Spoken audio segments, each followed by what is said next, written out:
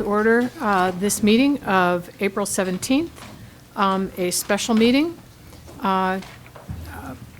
scheduled particularly to focus on budget matters, but to play catch-up on the rest of our agenda. Before we stand for the pledge, Dr. Sarvis.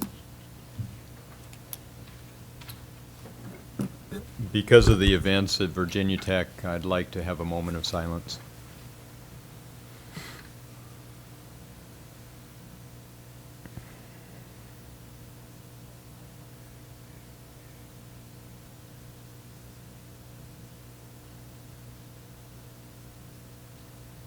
Thank you. Thank you. Will everyone stand for the pledge, please? Ready? Begin. I pledge allegiance to the flag of the United States of America and to the republic for which it stands, one nation, under God, indivisible, with liberty and justice for all.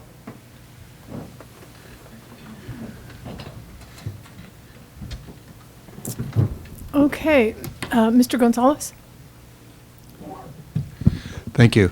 De parte de la mesa directiva, gracias por estar aquí esta noche. Si necesitan ayuda a traducir, por favor, levanten la mano. Thank you. Thank you, Mr. Gonzalez. And hearing assistance is available as indicated on the slide for anyone who is hearing impaired.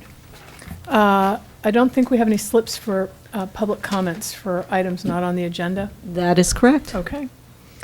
Then we're off and running. Our consent agenda. Any items? I have a question about B3. Any motions? No, we're not going to discuss it. Are you going to pull No, we're B3? not going to discuss it now. We'll pull it. Move to approve the consented agenda except for item B3. Second. All those in favor, it was a motion by Ms. Parker and a second by Ms. Malakoff. All those in favor signify by saying aye. Aye. The vote is 4-0 with Dr. Noel absent due to illness. We hope he feels better soon. Okay. Action agenda. The first item is the approval of safe school plans. Well, this is an item that we Yeah. have carried over from a previous meeting. The safe school plans in their aggregate are as involved as the single plans for student achievement. You will see some differences between the different schools, but by and large, we've worked long and hard with the schools this year to make sure that they cover all of the required elements, that there's a fair deal of consistency in those presentations, and you don't actually see the full plan. A lot of the plan includes staff names, addresses, students, so that we have those pieces of contact information available to us. So you see the common elements. Just a brief interruption, Dr. Sarvis. I have here a complete plan for Cleveland Elementary School, and I've taken a quick look at it, and I'll pass it down the row. So Mr. Gonzalez provided this as an exemplar for a complete plan. I'm happy to hear this because I couldn't figure out where the rest of it was. There we So go. Thank you. And that's what we will keep under lock and key here in district office. In the event of any emergency, then we would have all of that information. And making our presentation tonight is Michael Gonzalez, who is our Director of Compliance and Categorical Programs.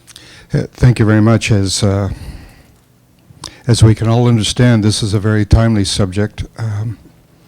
Several years ago, the State Department of Education actually had a template for what constituted a safe school plan.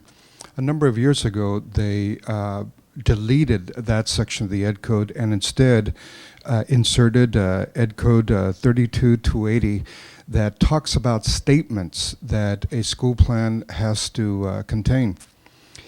They essentially charge the school site councils to put together a document that is comprehensive, that assesses the current status of school crime committed at the school and school-related functions, identifying appropriate, effective strategies and programs that'll maintain a high level of school safety and addresses the issues related to safety.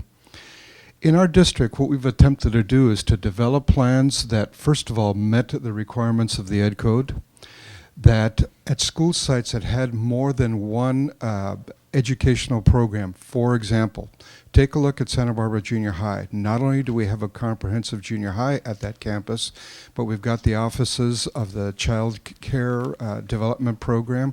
We also have our technology services on there. And we needed to make sure, I'll give you another example, at the high school level, Santa Barbara High School.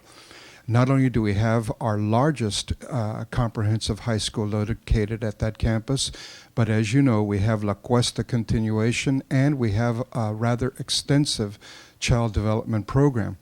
The point being is that we wanted these plans to be coordinated, not 3 separate plans at one campus, but one unified plan as much as possible. And we wanted our plans to reflect some common procedures that made sense for us. I will share with you that these plans constitute works in progress. I would not want you to think it's a done deal. It's never done. If you can move on to the next. Our plans, the format that was eventually decided based on a lot of communications with a lot of local as well as national experts is our school plan format includes these 15 different topics. And they're there because they're required by law to be there.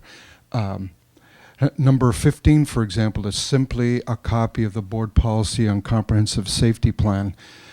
But take a look at one. What we're asking schools to look at is take a look at your situation. Where are the problem areas concerning student safety? Is it at lunch during a particular part of the campus? Is it a drop-off zone after school? Disaster procedures. We attempted, as Dr. Sarvis indicated, to establish some fundamental procedures. And the procedures actually are 2 kinds. One, a drill designed for earthquakes and fires, i.e. protect yourself and then evacuate the building, an evacuation drill. And then what we call a lockdown drill. You're not going to leave your classroom, your facility, your cafeteria, your gym, your offices, and you've got to lock down the campus. Those are really the 2 kinds of drills that this plan is based on. It's based on that because the thinking of school safety folks is that reduce it down to 2 kinds of drills, all right? One where you evacuate, one where you're going to stay. I don't think that I'll go beyond that. The disaster procedures vary from campus to campus. Obviously, again, to use Dos Pueblos as an example, a rather extensive campus, they're going to be a bit different than what's required at a Cleveland school, for example. All right? If you'll show the next slide. Thank you.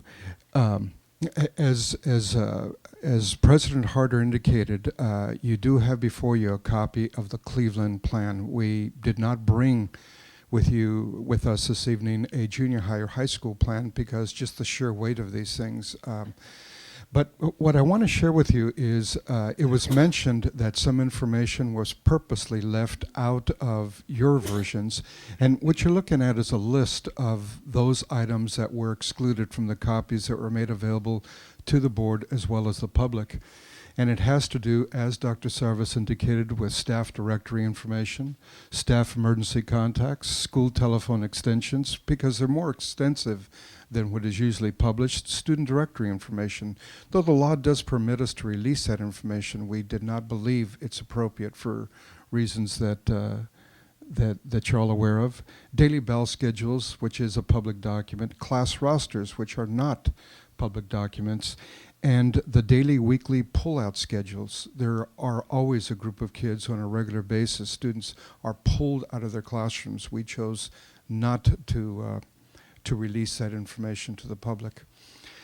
Essentially, 2 copies of these documents will be kept on file. One will be kept here at the district offices along with a set of keys for emergency personnel to have access to, and then there's at least 1 other copy at each of the school sites. All right, and that was our directive to them, to put together 2 copies.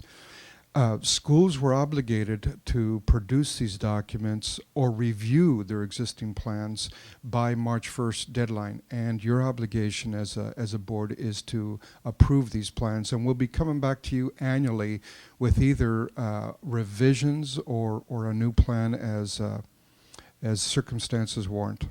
Okay? Thank you. Thanks, Mr. Gonzalez. I'm sure there are questions or comments by board members. Ms. Malakoff?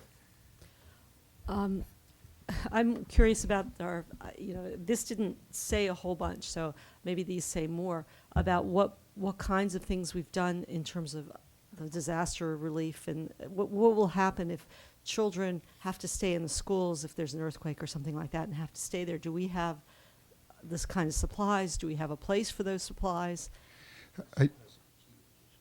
Yes, that is true. Every principal does have a key to the kitchen, but I want to share with you that subsequent to this adoption, this approval, we will systematically ask schools, what do you need to make this plan operational? For example, I will share with you that earlier today there was a request from Dos Pueblos High School, who had a drill about a month and a half ago, who said, look, we need radios.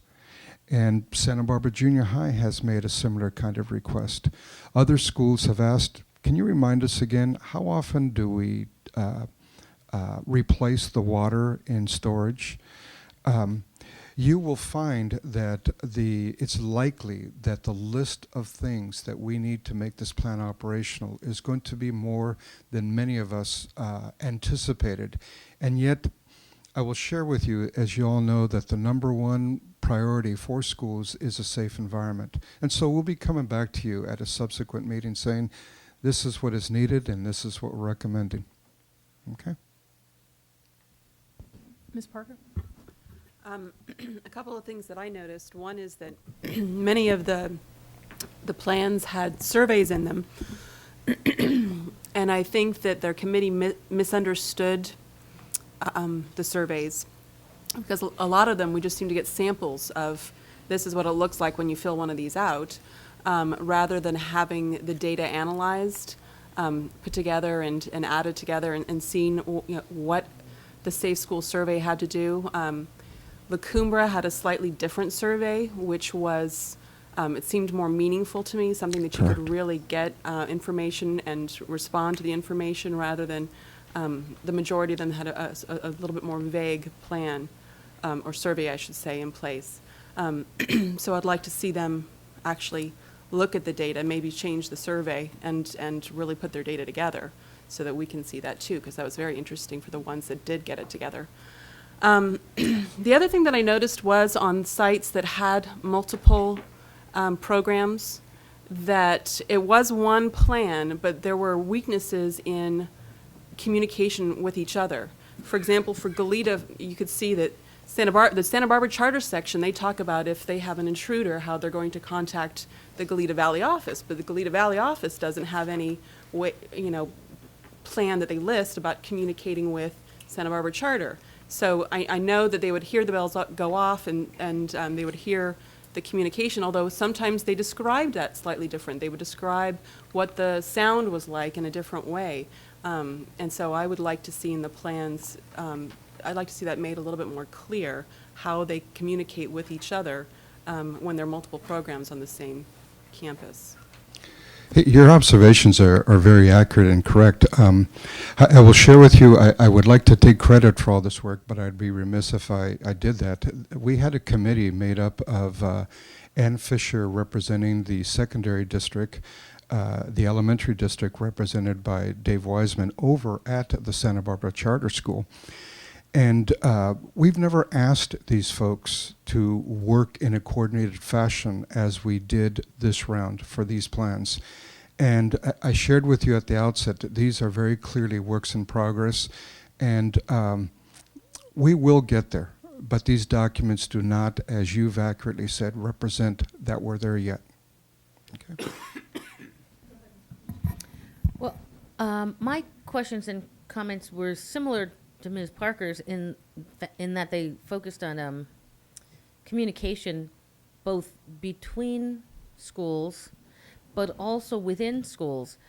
Because in looking at through the reports that we have, there was discussion of training, although some of that was even a little bit sketchy, I thought. But I didn't see any discussion of how the report itself gets disseminated. And looking at the size of this one, I would imagine that it probably doesn't get disseminated very easily or regularly. And it seems to me that this is something that school staff would benefit from reviewing. But I also understand the complexities in trying to get every member of the school staff to read through a document this size. But I was wondering if there's any, even just for schools that are on the same site, do the principals share their plans so that, for example, the principal of the Santa Barbara Charter has the plan for, or at least sees the plan for Goleta Valley Junior High, and vice versa? Would La Cuesta see the plan for Santa Barbara High School and vice versa? My response would be that better than seeing the plan, our hope and our expectation from the district is that they will work in unison to produce this plan. I want to point to you back to 14. One of the critical, these reports are paper. It's 14 that's the critical element here, and that's really hands-on training. We have been, another person who's worked on this is our gate coordinator, Sandy Robertson from the Santa Barbara Junior High, who's been very instrumental in putting these things together. Over a year ago, we were approached by the Santa Barbara Fire Department that said, look, we can provide you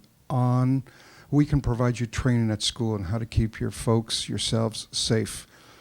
And a list of a prioritized list of who needs to go through this training was put together. We have not yet initiated that training.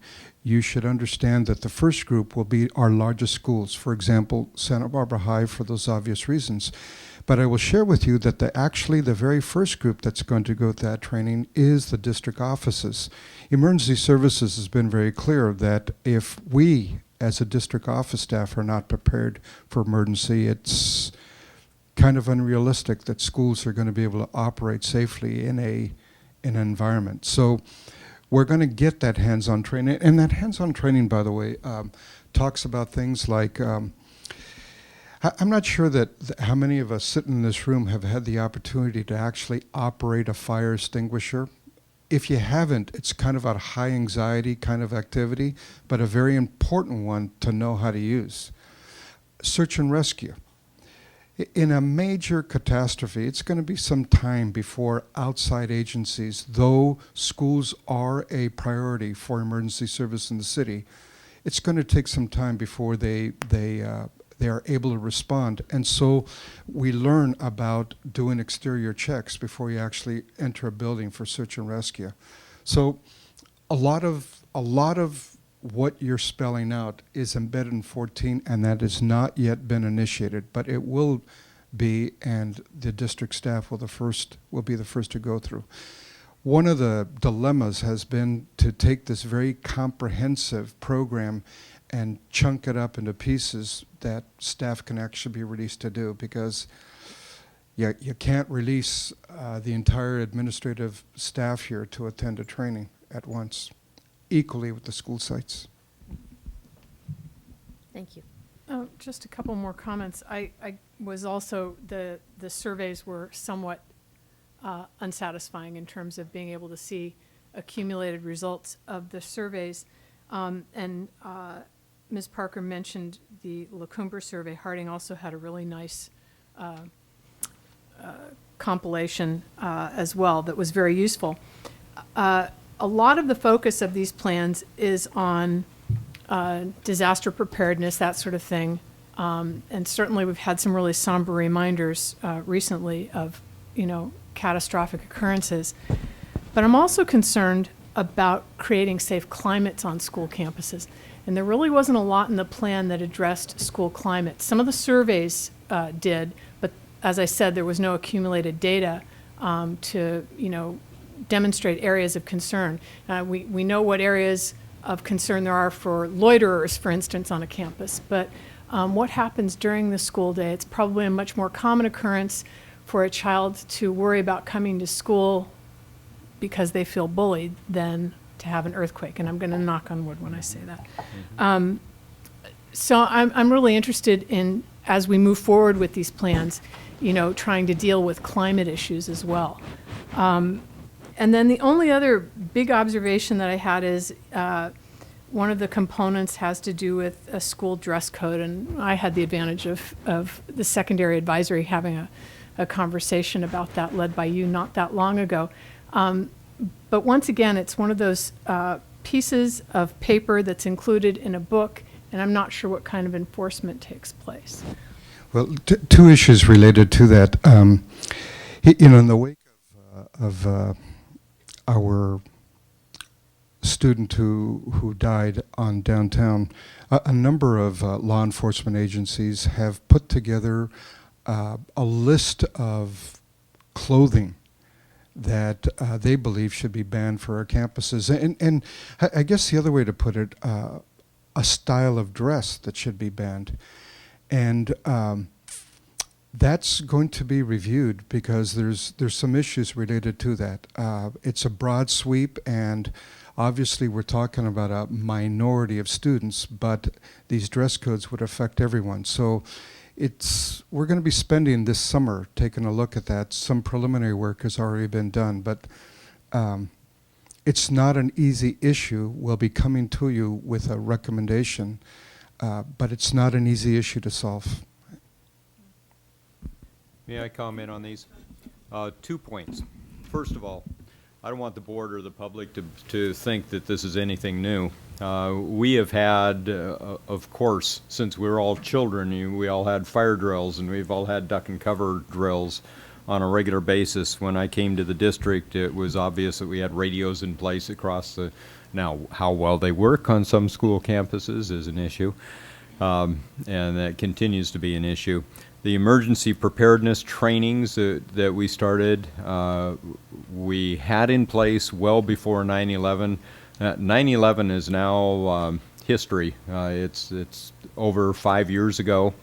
But at that point, we started beefing up the rations that we had on hand at the schools, thinking that there may be an incident, whether it's an overturned freight car or something that would cause the students to have to stay secure in the school and not move from the school. So we've been looking at our rations. We have also had our disaster day drill, which we typically have just before spring break on an annual basis.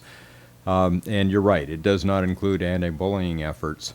But based on board comments, it's obvious that there are some strengths of some plans that are missing from others. And I will ask Mr. Gonzalez to identify those, to go back over the board comments, to identify those and get those in place in the other plans as well. I think this is the kind of thing where we learn a lot and are more effective because of the modeling of others. And some schools have always done a very good job on their plans, and they go far beyond just evacuation routes, for example, like you get in a motel if you find out which stairway to use. But the issues, primary issues about the different kinds of signals you have on a campus, whether it signals an evacuation of the building, whether it signals a stay in place, secure in place sort of a drill, and everyone knowing what they are to do on the campus have improved immeasurably, and nevertheless need to continue to improve, because this is the kind of thing that you prepare for in hopes that you never need to use it, and you never want to find out that you didn't prepare enough. So I think we will use the board comments as a way of identifying those elements that we thought were particular strengths or areas that were just plain missing, so that we can get them plugged into the other plans. Thanks, Mr. Gonzalez, and thank you also to Ann Fisher and Dave Weissman and Sandy Robertson. This is an action item. Move to approve the safe school plans. Second? Thank you. So motion by Ms. Parker, second by Ms. Cordero, to approve the safe school plans. All those in favor signify by saying aye. Aye. Passes 4-0. Thank you. Thank you. Next on our agenda is approval of resolution number 0607-28, authorizing the borrowing of $12 million in funds for fiscal year 0708 and the issuance and sale of 0708 tax and revenue anticipation note. And Ed Diaz, our Assistant Superintendent for Business Services, will make this presentation. Well, I don't have much of a presentation to make for this. As the board may or may not know, this is an item of routine business that happens annually in school districts. Given the funding, I should say the vicissitudes of our funding flow from the states, we don't receive money over the summer from the various state and federal programs that we participate in. Typically, our monies don't begin trickling in until October, November.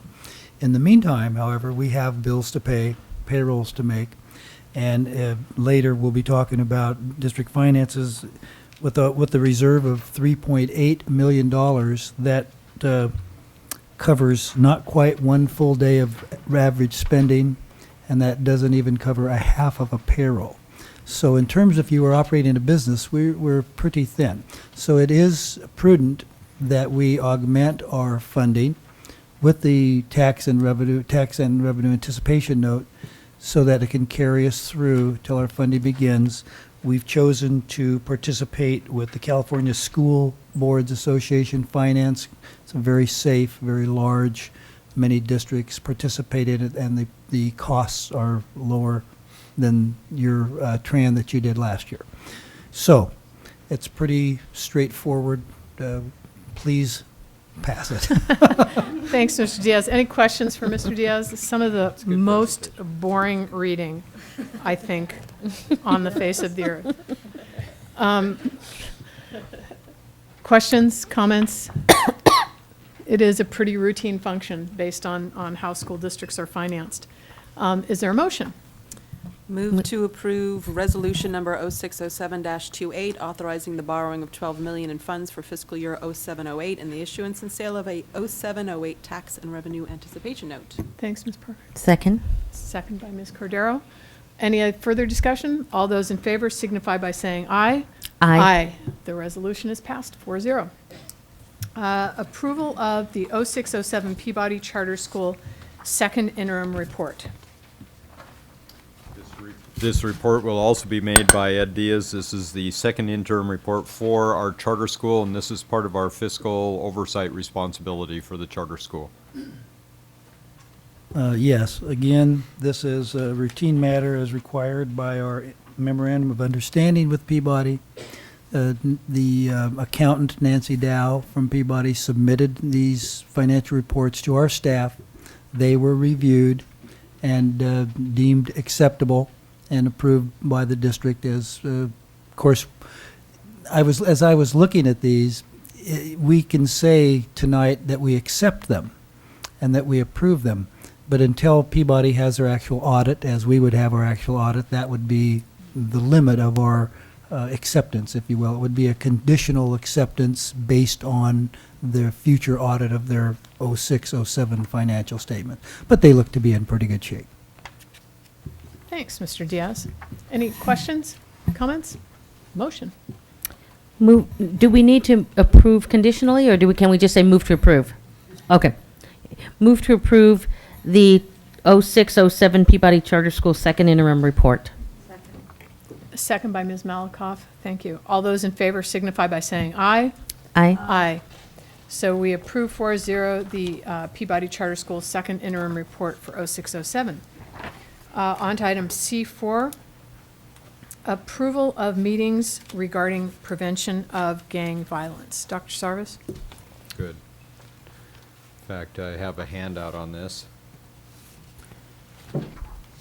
As part of our follow-up to the gang violence that we had in this community, we've contacted Richard Ramos. We'd like to bring him into the community for a series of meetings and presentations with students, with parents. Here we go. Here's the latest iteration of the meetings that we have scheduled. And Robin, would you please put a stack of these down below as well? Staff members who may want them. To work effectively in preventing gang activity and preventing gang violence. We are very much partners in this respect with our parents, and we expect Mr. Ramos to meet with students. We expect him to meet with our educational staff, and we expect a number of evening meetings with parents. Richard Ramos, by the way, is a respected worker in this community who has written the book. Here's a copy of the book if you haven't read it. Got Gangs. I've read it, and a number of us have read it. And we're pleased to bring him back to our community to work with us.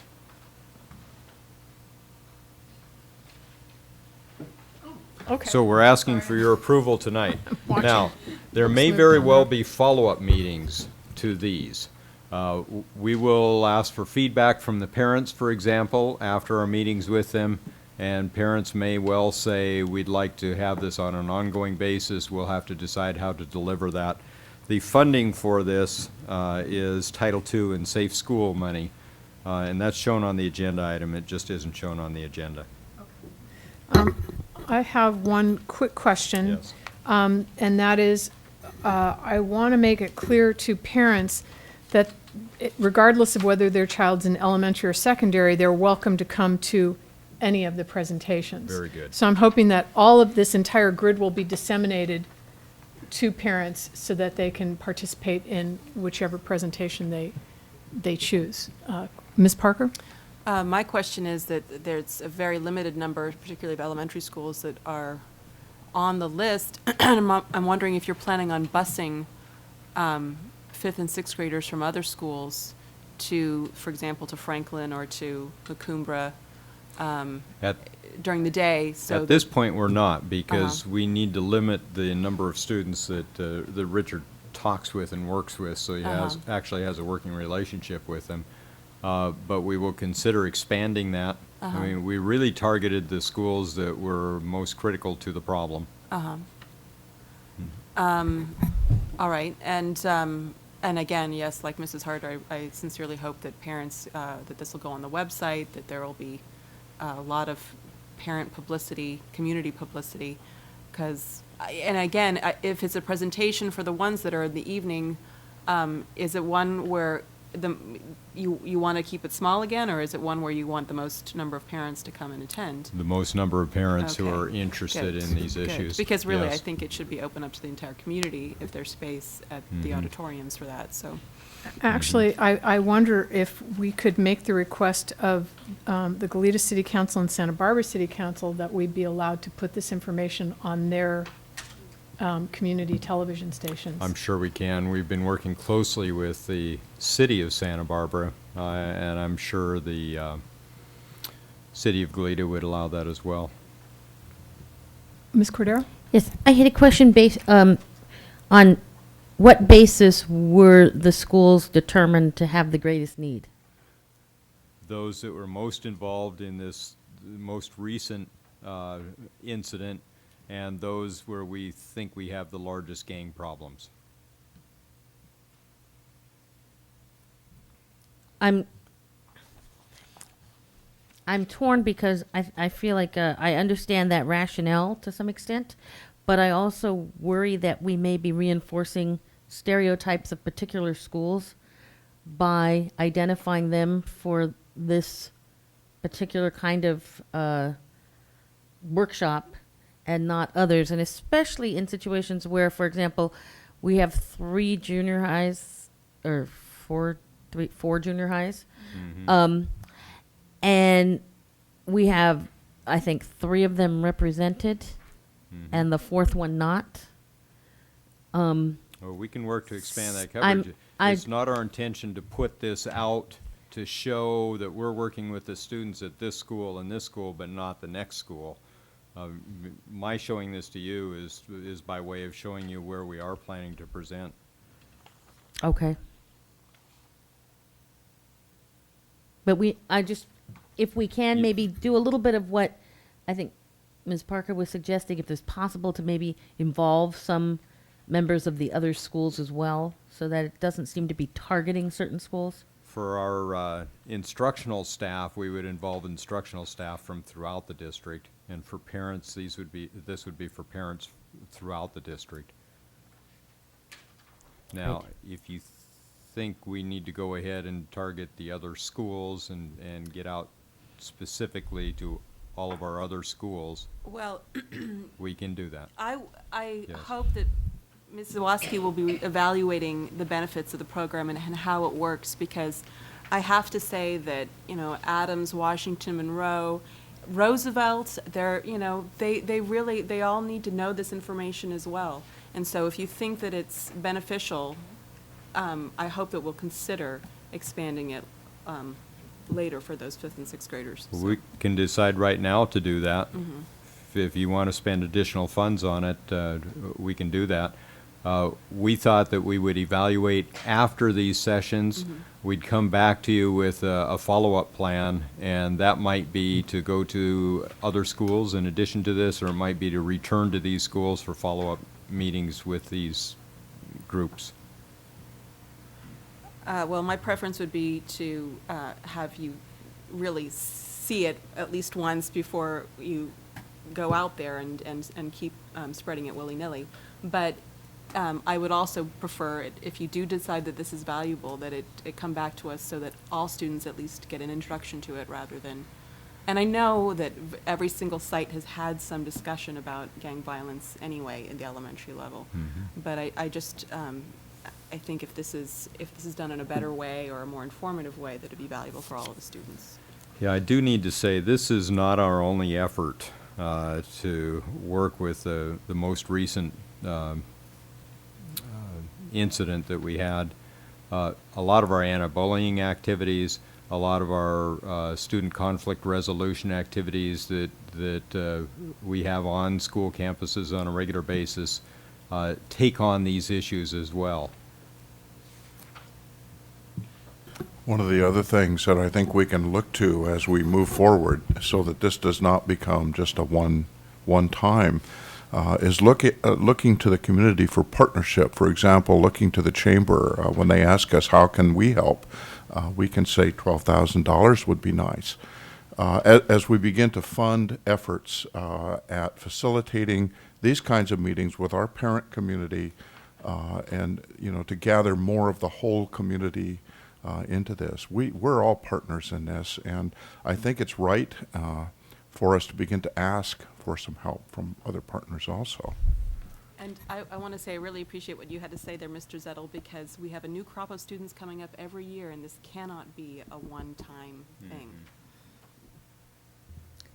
I Ms. just had a Cordero? really general question, and that is, I assume somebody has seen these presentations made? No, we did not Oh. preview these presentations. We read Richard's book. We talked with people about his presentations, then we talked with him about his presentations.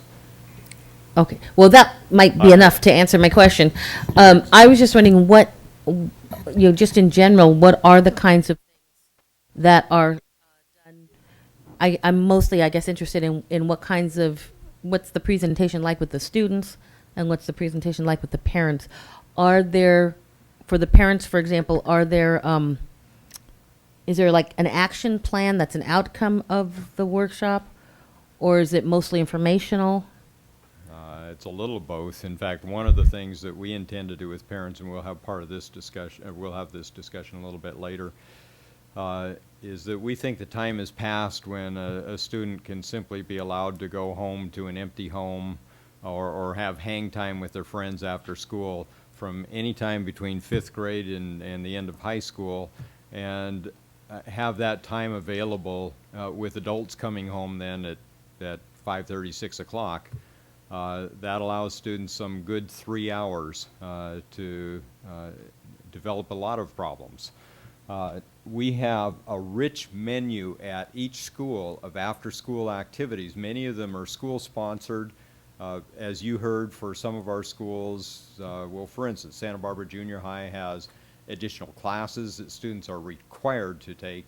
They have homework help, they have tutoring after school, we have the after-school sports programs, then we have all sorts of organizations in the immediate area for Santa Barbara Junior High, whether it's Boys and Girls Club, whether it's Girls Inc. We have organizations immediately around the school that provide additional service and activity. And we think it's the responsibility of every parent to connect their child with some after-school activity.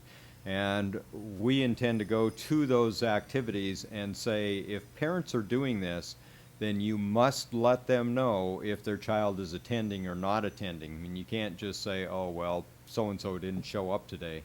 So that we have this whole relationship built and this expectation built that the student will be at this activity until this time and will be coming home then to a house with adults. And by doing that, we'd be connecting students with activities that are adult-led activities. And this is very much all a plan to reconnect children with adults. We think they're more successful, we think they're more productive, and we know that sometimes we run into what are perceived as problems with kids being very busy. I mean, they're playing soccer, they're doing all these things. Well, busy kids are successful kids, and it's pretty hard on us parents sometimes, but students benefit from that. Any other comment? Okay. Is there a motion?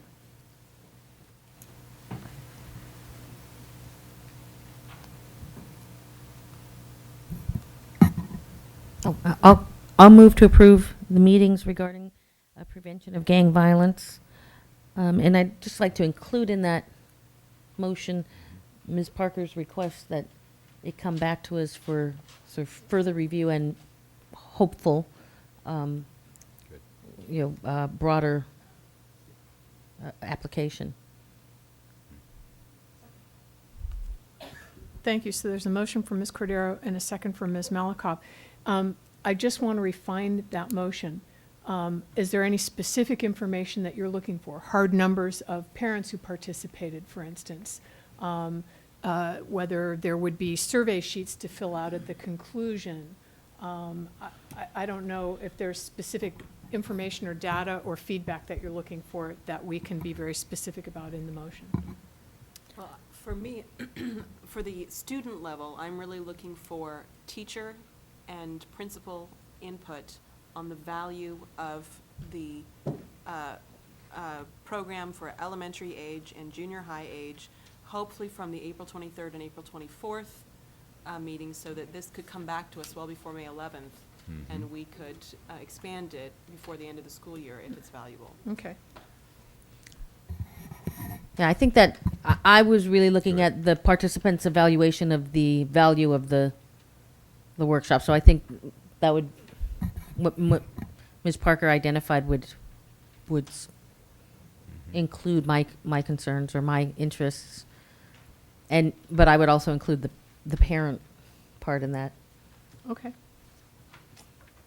Good. I know I made that a more difficult motion, but I just wanted to make sure that the board was getting back the kind of information that they. Well, we They have wanted. numbers, we have feedback, we have teacher and principal input on the value of the 23rd and 24th presentations, the participants' feedback on the value of the presentations, and I would think we'd probably do a strengths and weaknesses, or what else do we need to do, sort of a question, and a follow-up plan then. Okay. And I'm assuming that assistant superintendents or the superintendent or whomever, other district level administrators would be attending some of We these will meetings. be, Okay, great. yes.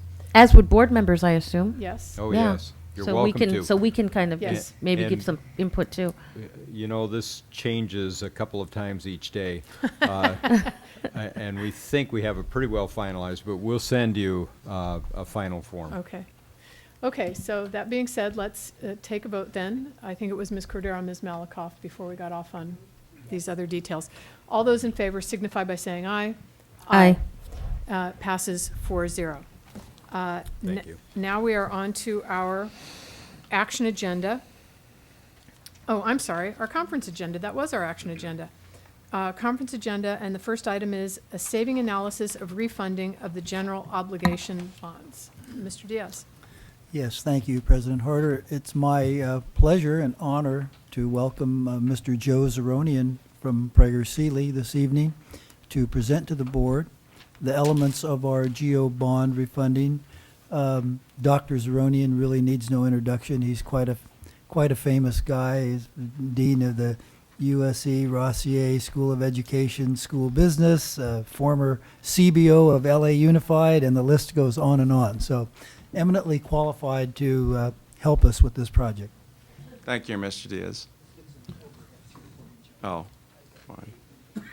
It's my pleasure to be with you once again, and I hope with a brief presentation of what we have been discussing with relation to your general obligation bonds that I may also attempt to answer any questions you might have. Dale Scott is financial advisor, and Mr. Diaz and I have been meeting together and discussing the prospect of refunding some of the district's general obligation bonds. Those of the elementary school district that were issued in 1998, Measure V bonds, and those of the high school district that were issued in 2000 pursuant to the 2000 successful election. Refunding, I think we can analogize to refinancing your home mortgage if you have one. I guess most people have one, and most people in the last 7 or 8 years have probably done a refinancing. And there are basically two ways to do this with regard to your home mortgage, and it applies to general obligation bonds also. You know, if you're in your home and you have a more favorable interest rate available to you, you can keep your payments per month the same and borrow more money and take some cash out that you might use to spruce up the place or add a room or whatever. And goodness knows we know a lot of people that have done that. The second way that you can approach a refinancing of your home loan is to borrow the same amount of money that your existing loan is and reduce your monthly payments. That, in effect, those two opportunities are available to us. The second one I mentioned would be one in which we would issue the same amount of bonds and reduce the tax rate to people in your community. The issue here in Santa Barbara is, however, that the impact on the tax rate by doing that is quite negligible. It's just a few pennies per 100,000 of assessed, and you're all aware that homes are quite valuable in your community, but even then it becomes a matter of just a few dollars per home per year. On the other hand, there is a provision for what we call a cash-out refunding, and this is the one in which you basically keep your payments or your tax rate about the same, and you borrow more additional bonds, and you take that money out in the form of cash to be used by the district in making improvements. And goodness knows every school district, and yours included, I believe, has a need for deferred maintenance and other kinds of improvements to your facilities. The thing about that second particular approach, and there are several districts that have done it, is it is a matter of controversy right now, and it turns out that the Attorney General in the state is looking at the question, and we're hopeful that there will be a decision. We think the decision on his part will be that it will be permissible. At least some of the best municipal bond firms in the state are sending up opinions to the Attorney General to the effect that this approach that we're suggesting is consistent with state law and federal IRS regulations and so forth. So we are here to discuss this effort, and I understand tomorrow evening your bond committee will be discussing it also, and we're hopeful that soon we will have word from the Attorney General and can proceed with the appropriate option. So be happy to try to answer any questions you have, or Thank you. I wanted to make one additional comment to Dr. Zeronian's presentation. Is in February, Mr. Scott and I visited the Santa Barbara County Assessor, Treasurer's Tax Assessor, and presented this plan to her before anything started. Because Carpinteria has done this, and there was a successful record of this in the county. But before we would come bring it to the board and bring this far, we wanted to float it. And it was a favorable response from her. So even though that Attorney General opinion is forthcoming, I felt comfortable to bring it to the board at this point. Thanks, Mr. Diaz. Questions so far? Yeah, Ms. Malakoff? Did we have is it like an interest rate that we had before and we're getting a better interest rate now? Is it it's the a same? lower interest rate. What was the interest rate before? Before, the interest rates varied, but they're in the report on page 2. I believe you have a copy of it. And if you would look at the chart at the lower left-hand corner of page 2, you'll see that the line at the top represents interest rates that vary from about 5.25% to about 5.75%. And the way municipal bonds work, each year's maturity has a different interest rate. It gets kind of involved, but basically, those bonds carry an interest rate of in the range of 5.25% to 5.75%. So on the average, about 5.5%. The bonds that were issued in 2000 are the line below that, which are mainly at about 5%, and then it dips down at the very long end in the year 2025 and 26. Now, the bars at the bottom of the page show you what the interest rates would be, at least when this was prepared. And as Mr. Diaz has indicated in his report to you, and I think it's important to keep in mind, we're dealing with markets, and markets fluctuate. And so these numbers are based on basically what's happened in the past several weeks, but what happens a month from now is not knowable. But at any rate, as of the preparation of this report, these bars show interest rates as low as 3.5%, growing to just over 4%. So you could see that if we go out with a refunding at these rates, they are quite a bit lower than the existing bonds, and that's how we are able to keep the tax rate the same and generate more bonds, because the cost of interest is lower. And consequently, you'll be in a position, our estimate that you see in the report is something in the range of $2.25 million potentially could be available. Once again, markets fluctuating, so that exact number is not guaranteed, but we would expect that it would be in that range. Thanks, Dr. Zeronian. Well, just to continue on that, Sure. are market rates kind of staying about the same in that They if have, we do this today versus next year? Well, next We don't year, know. if I knew what they were going to be next year, I would be a Donald Trump and I would be neighbors. What has happened in the several months since we've been discussing about this since the beginning of the year is rates have been very, very constant. There's a slight growth of a few basis points, a few fractions of a percent since the beginning of the year, but essentially the same. There have been no significant spikes. Now, having said that, I've seen markets where tomorrow, for some reason, they'll go up all of a sudden by 0.25%. And in our business, that's a very significant rise. And conversely, the opposite is possible too. So there aren't any guarantees, but I must say that the consultants, Mr. Scott and myself, staff here will be working. This board will approve proceeding at whatever point that is when this is put together.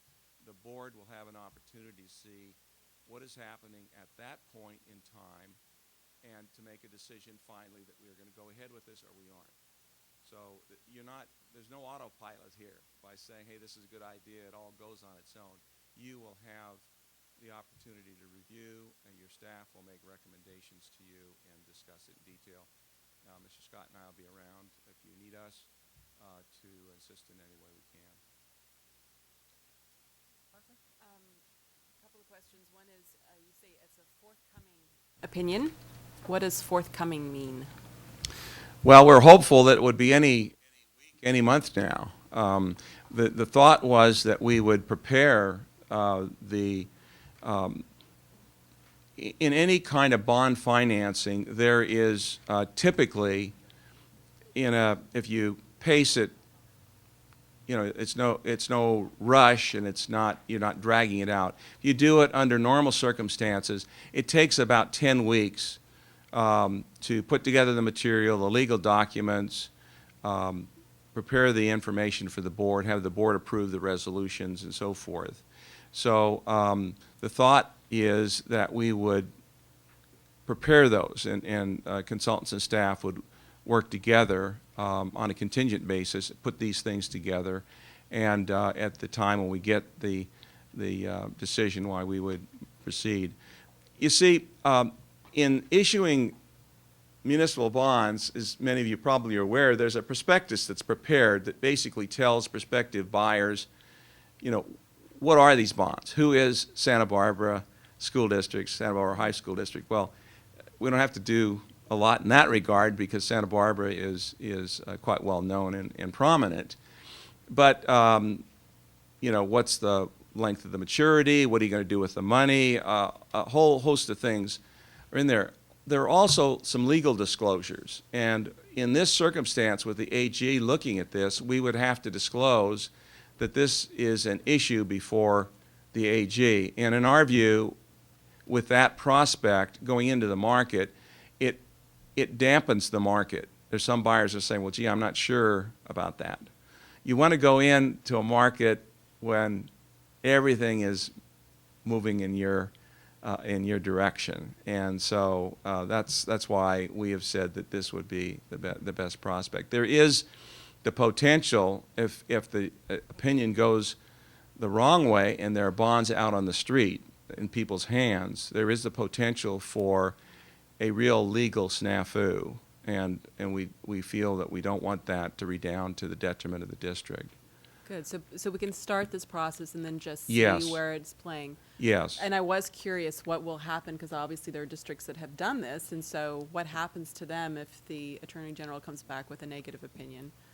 Well, there's a variety of opinions as to what will happen, and frankly, it depends on how conservative or how liberal you want to be in how you view these things. And the sense that we had as our firm looking at it was that we did not feel comfortable with the prospect of this judgment coming down soon in advising the district to proceed. Some other districts have, there's no question. It's a matter of controversy, and there are different views on it. May I add into this? We had a major review of just this item just about 2 months ago with a number of different financial consultants, and I included Craig Price, our legal counsel, in that. This approach would be the fairly conservative way to go. Some of those consultants advised us to go right ahead, and if the Attorney General decided against that course of action, that would leave us somewhat high and dry, and we thought we would present this to you as the most reasonable course to pursue. Ms. Cordero?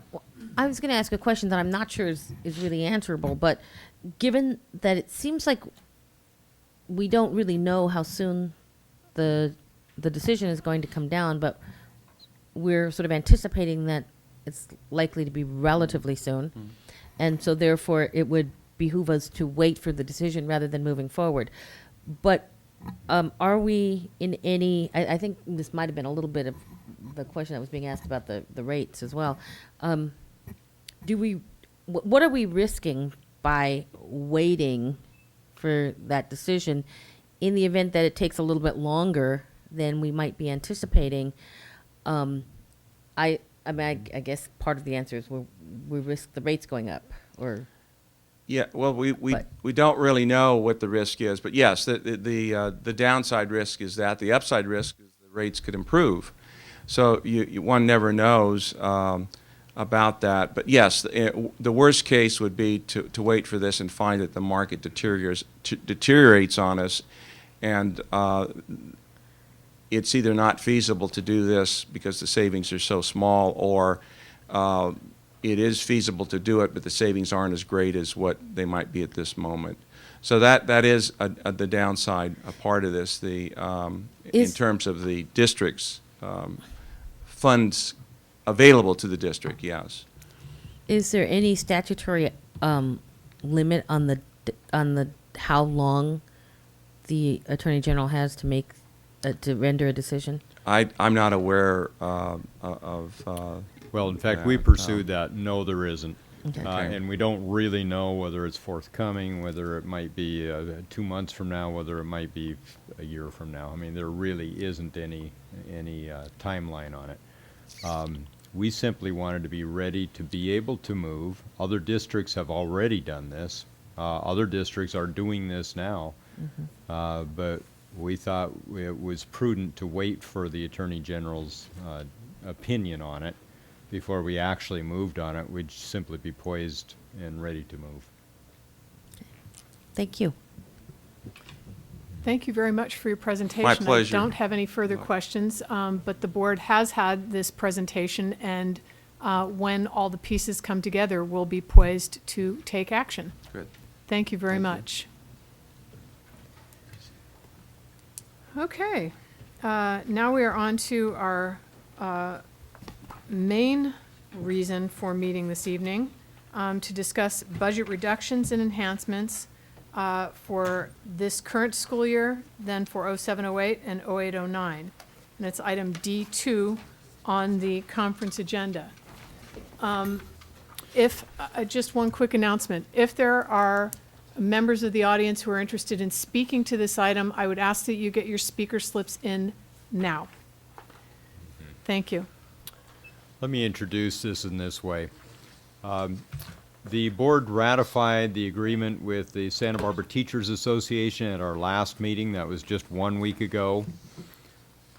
The board needs to pay for that multiple year agreement and needs to decide now how to pay for that agreement, because as part of that ratification, that moves forward to the county, and unless the county signs off and sees that it will pencil out over a multiple year period, then we're left high and dry, and we'd have to go back to a negotiation position.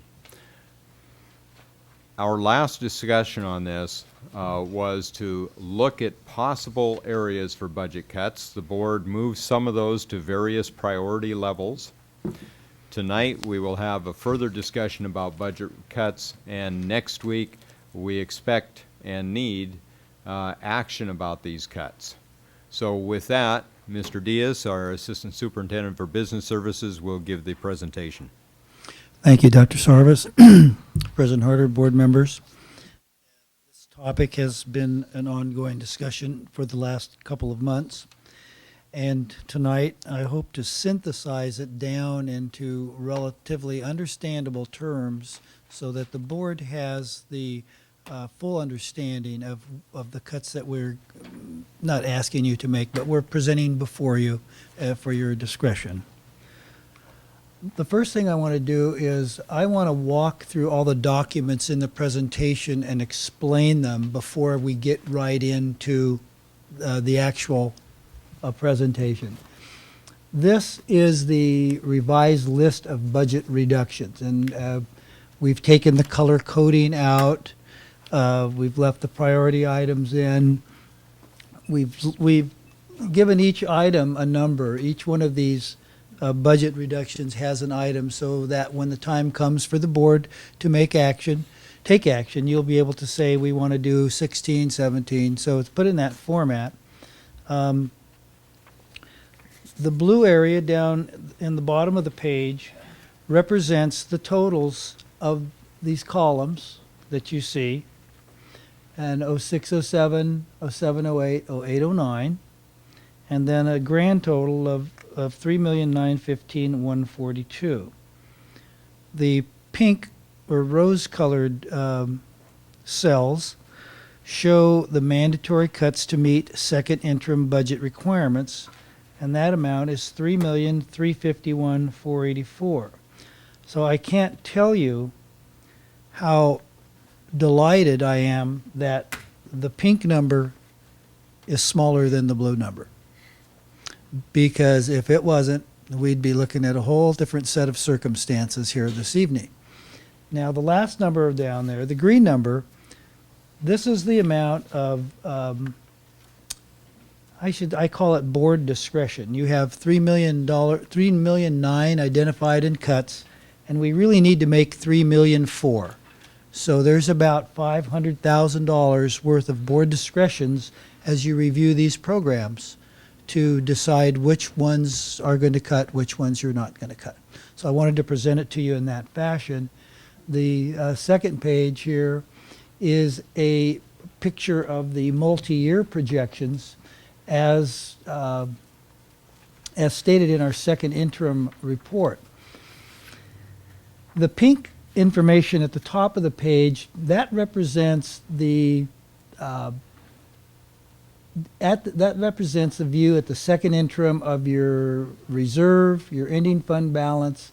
This is simply at the end of second interim before any of the green commitments.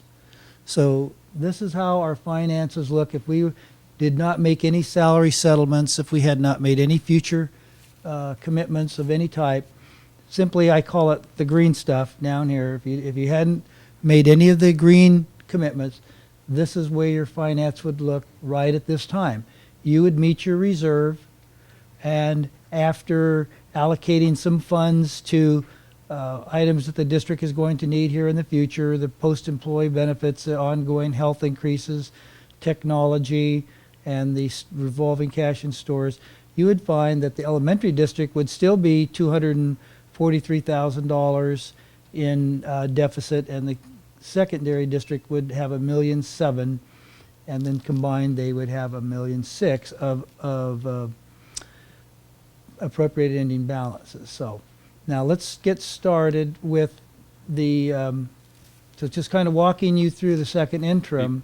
Let's go to the second green item here. Before you go to the green Yes. items, is it fair to say that these numbers in the top section are really directly from the second interim report that we saw a week ago? That's correct.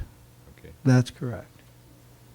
A quick question. When we saw the second interim report, we saw a number of scenarios. This one is based on a 3% minimum reserve, and we saw Yes. scenarios Very based good. anywhere from 3% to Yeah, 5%. yes, and President Harder, that's a good point to bring up. I felt that given the magnitude of the cuts that the board was going to require to make, and I spoke with the superintendent as well about this, I think our district needs to get on solid footing of being able to maintain a 3% reserve for several periods successfully before we move to 4 or 5. Now, granted, 4 or 5 would be a very prudent and a fiscally good practice, but I think equally so would be the maintenance of a good solid 3% reserve over several years and the reduction of deficit spending. So that's why we didn't, I tossed all those scenarios out because it was too much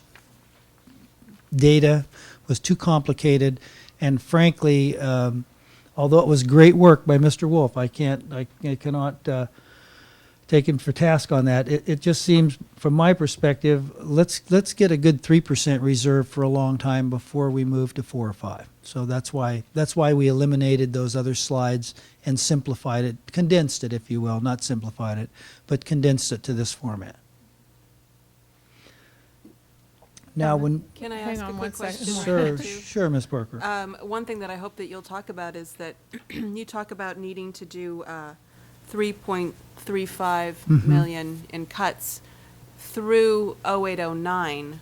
But I'm wondering how much of that can be staggered. You have approximate savings for 0708, but Well- we need to be someplace in 0809. So can some of these cuts, could we project them for 0809 instead of for 0708? And that will be on the next slide. Great. I'm just trying to walking us through the park here to set the table. And then reviewing our future commitments. What I'm trying to do here is walk you down to this 3.35 million number, 3.351. These are the commitments that we've made to our bargaining units through, now, before I start, the green information is relative to the multi-year commitments, the obligations of the multi-year commitments that are part of the second interim report. So they're not included in any of these numbers up here. So you have your Santa Barbara Teachers Association, they're 3%, 0607, 3 and 708, 4 and 0809. So all these numbers here represent the impact in both districts through the 809 year. That's how much those settlements are going to cost you. We've done a similar thing with CSEA, and we've done a similar thing with Management Confidential. We've priced those in as to what the cost will be in the out years. Technology was the a position that's being changed and the cost of that. The post-employment benefits. You know, the board has heard many presentations over the past year or so regarding GASB 45 and the need to set some money aside to pay for our post-retirement benefits that we have. And although this district is in better shape relative to many others, there's still a significant amount of money. And we need to begin sometime, somewhere, saving for it. And that's what those items represent, putting some money aside for that. And then our contractual health benefit every year, that continues to increase. The future savings and increases, now these are items that have been done already. These are the teachers that were, the temp teachers that were released, and this is their impact on both districts. And so the total future commitment and savings, which is just the sum of these numbers from here, from the 3,082,000 down to here, is $1,465,000. And then the undesignated ending balance, which would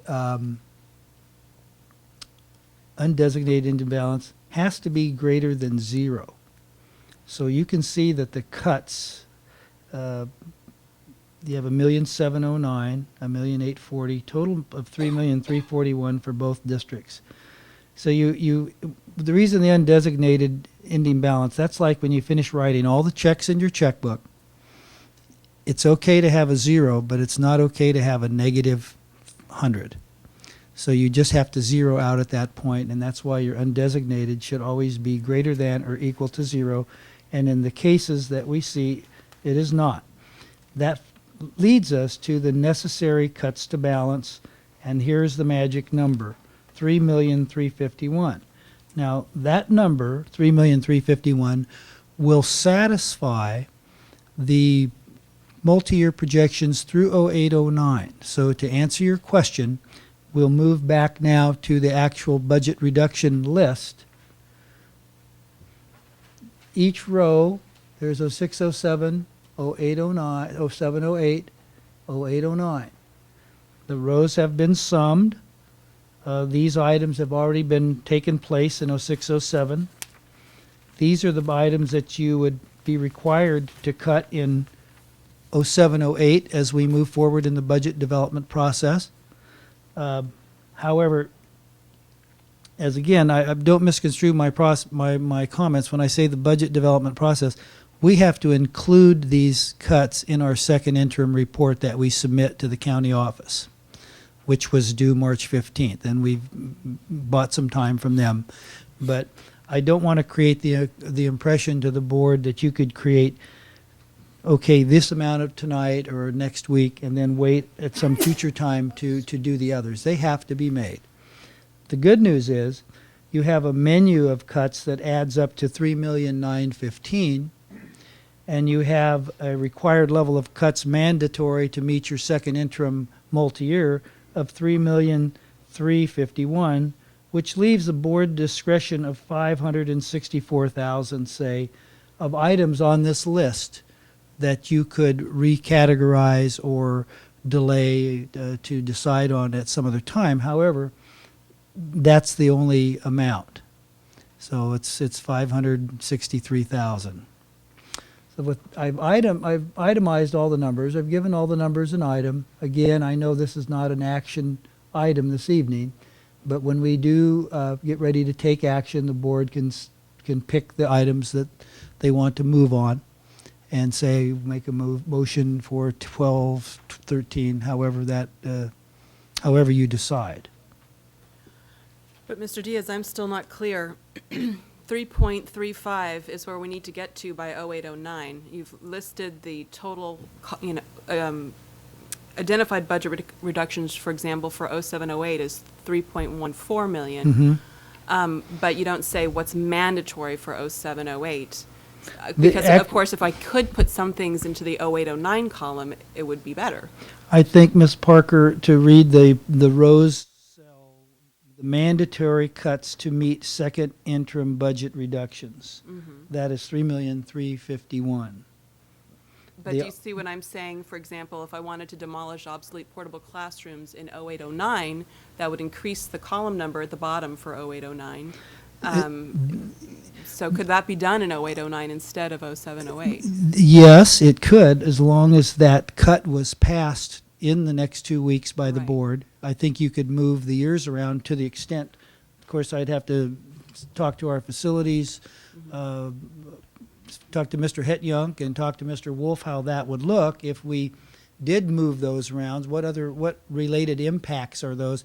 I have to tell you that I had the superintendent and Ms. Woski earlier, and we were trying to anticipate all the questions, and that's kind of came out of the left field. I didn't think of that one.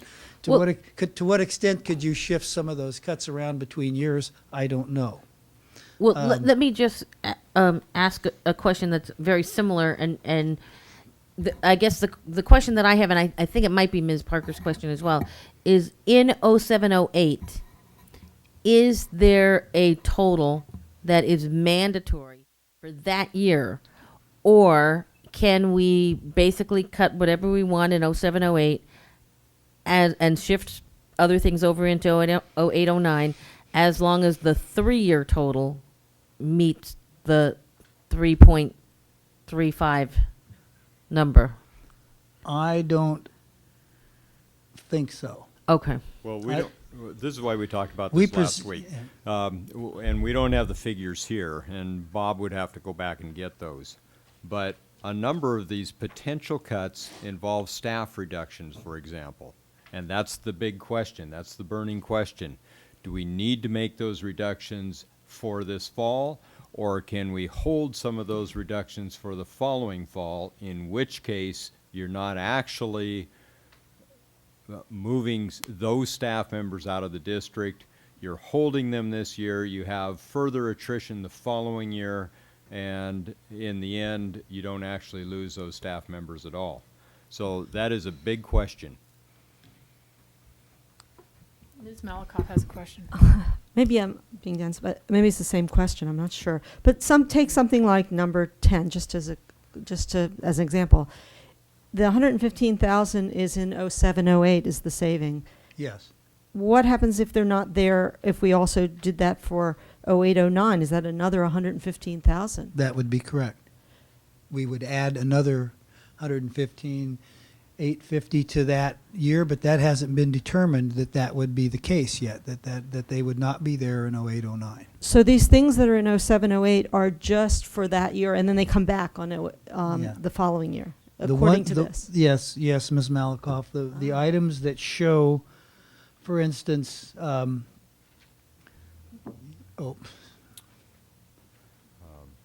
we've projected out into 0809 the things we felt comfortable with estimating an impact in that budget year.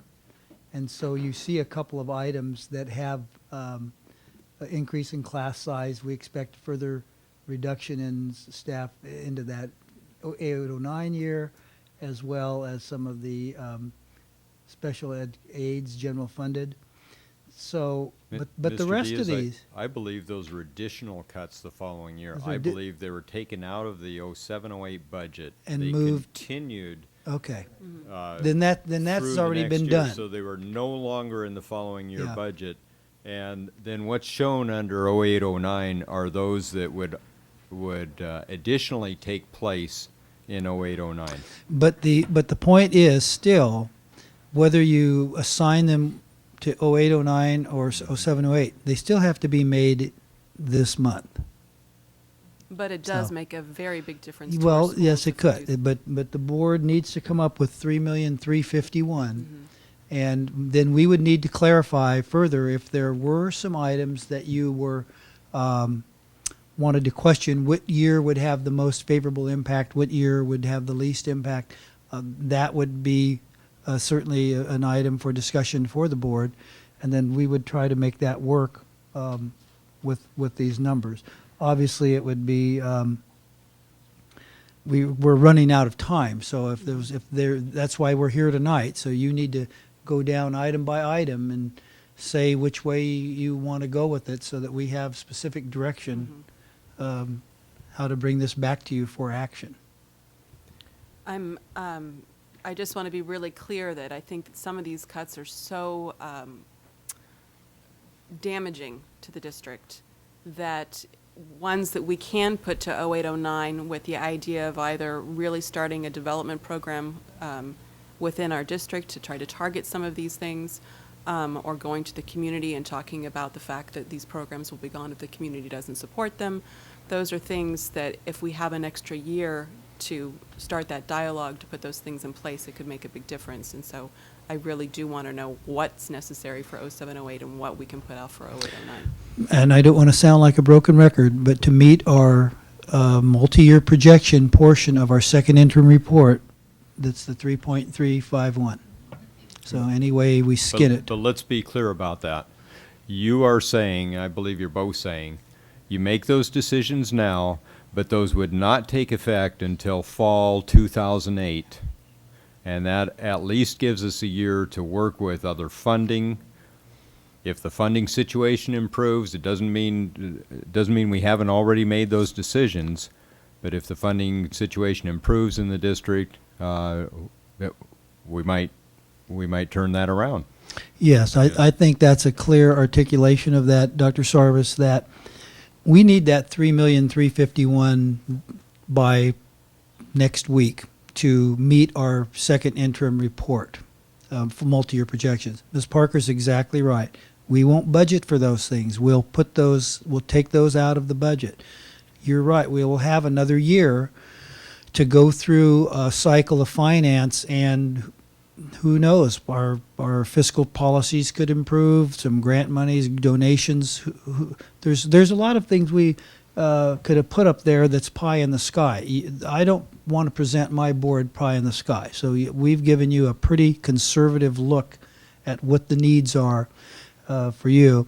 Now, if some other funding can come in, then there's what's to say that during the first interim of next year or the second interim of next year, there couldn't be some adjustments to change the multi-year projections in a more favorable Well, way. there is one more possibility, and that is that different cuts could be identified.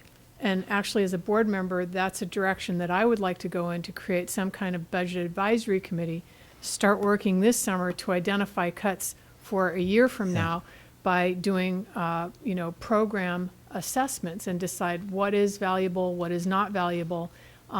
We tend to identify the same programs every time we talk about budget reductions. And it may be that there are other programs out there that we have not tagged.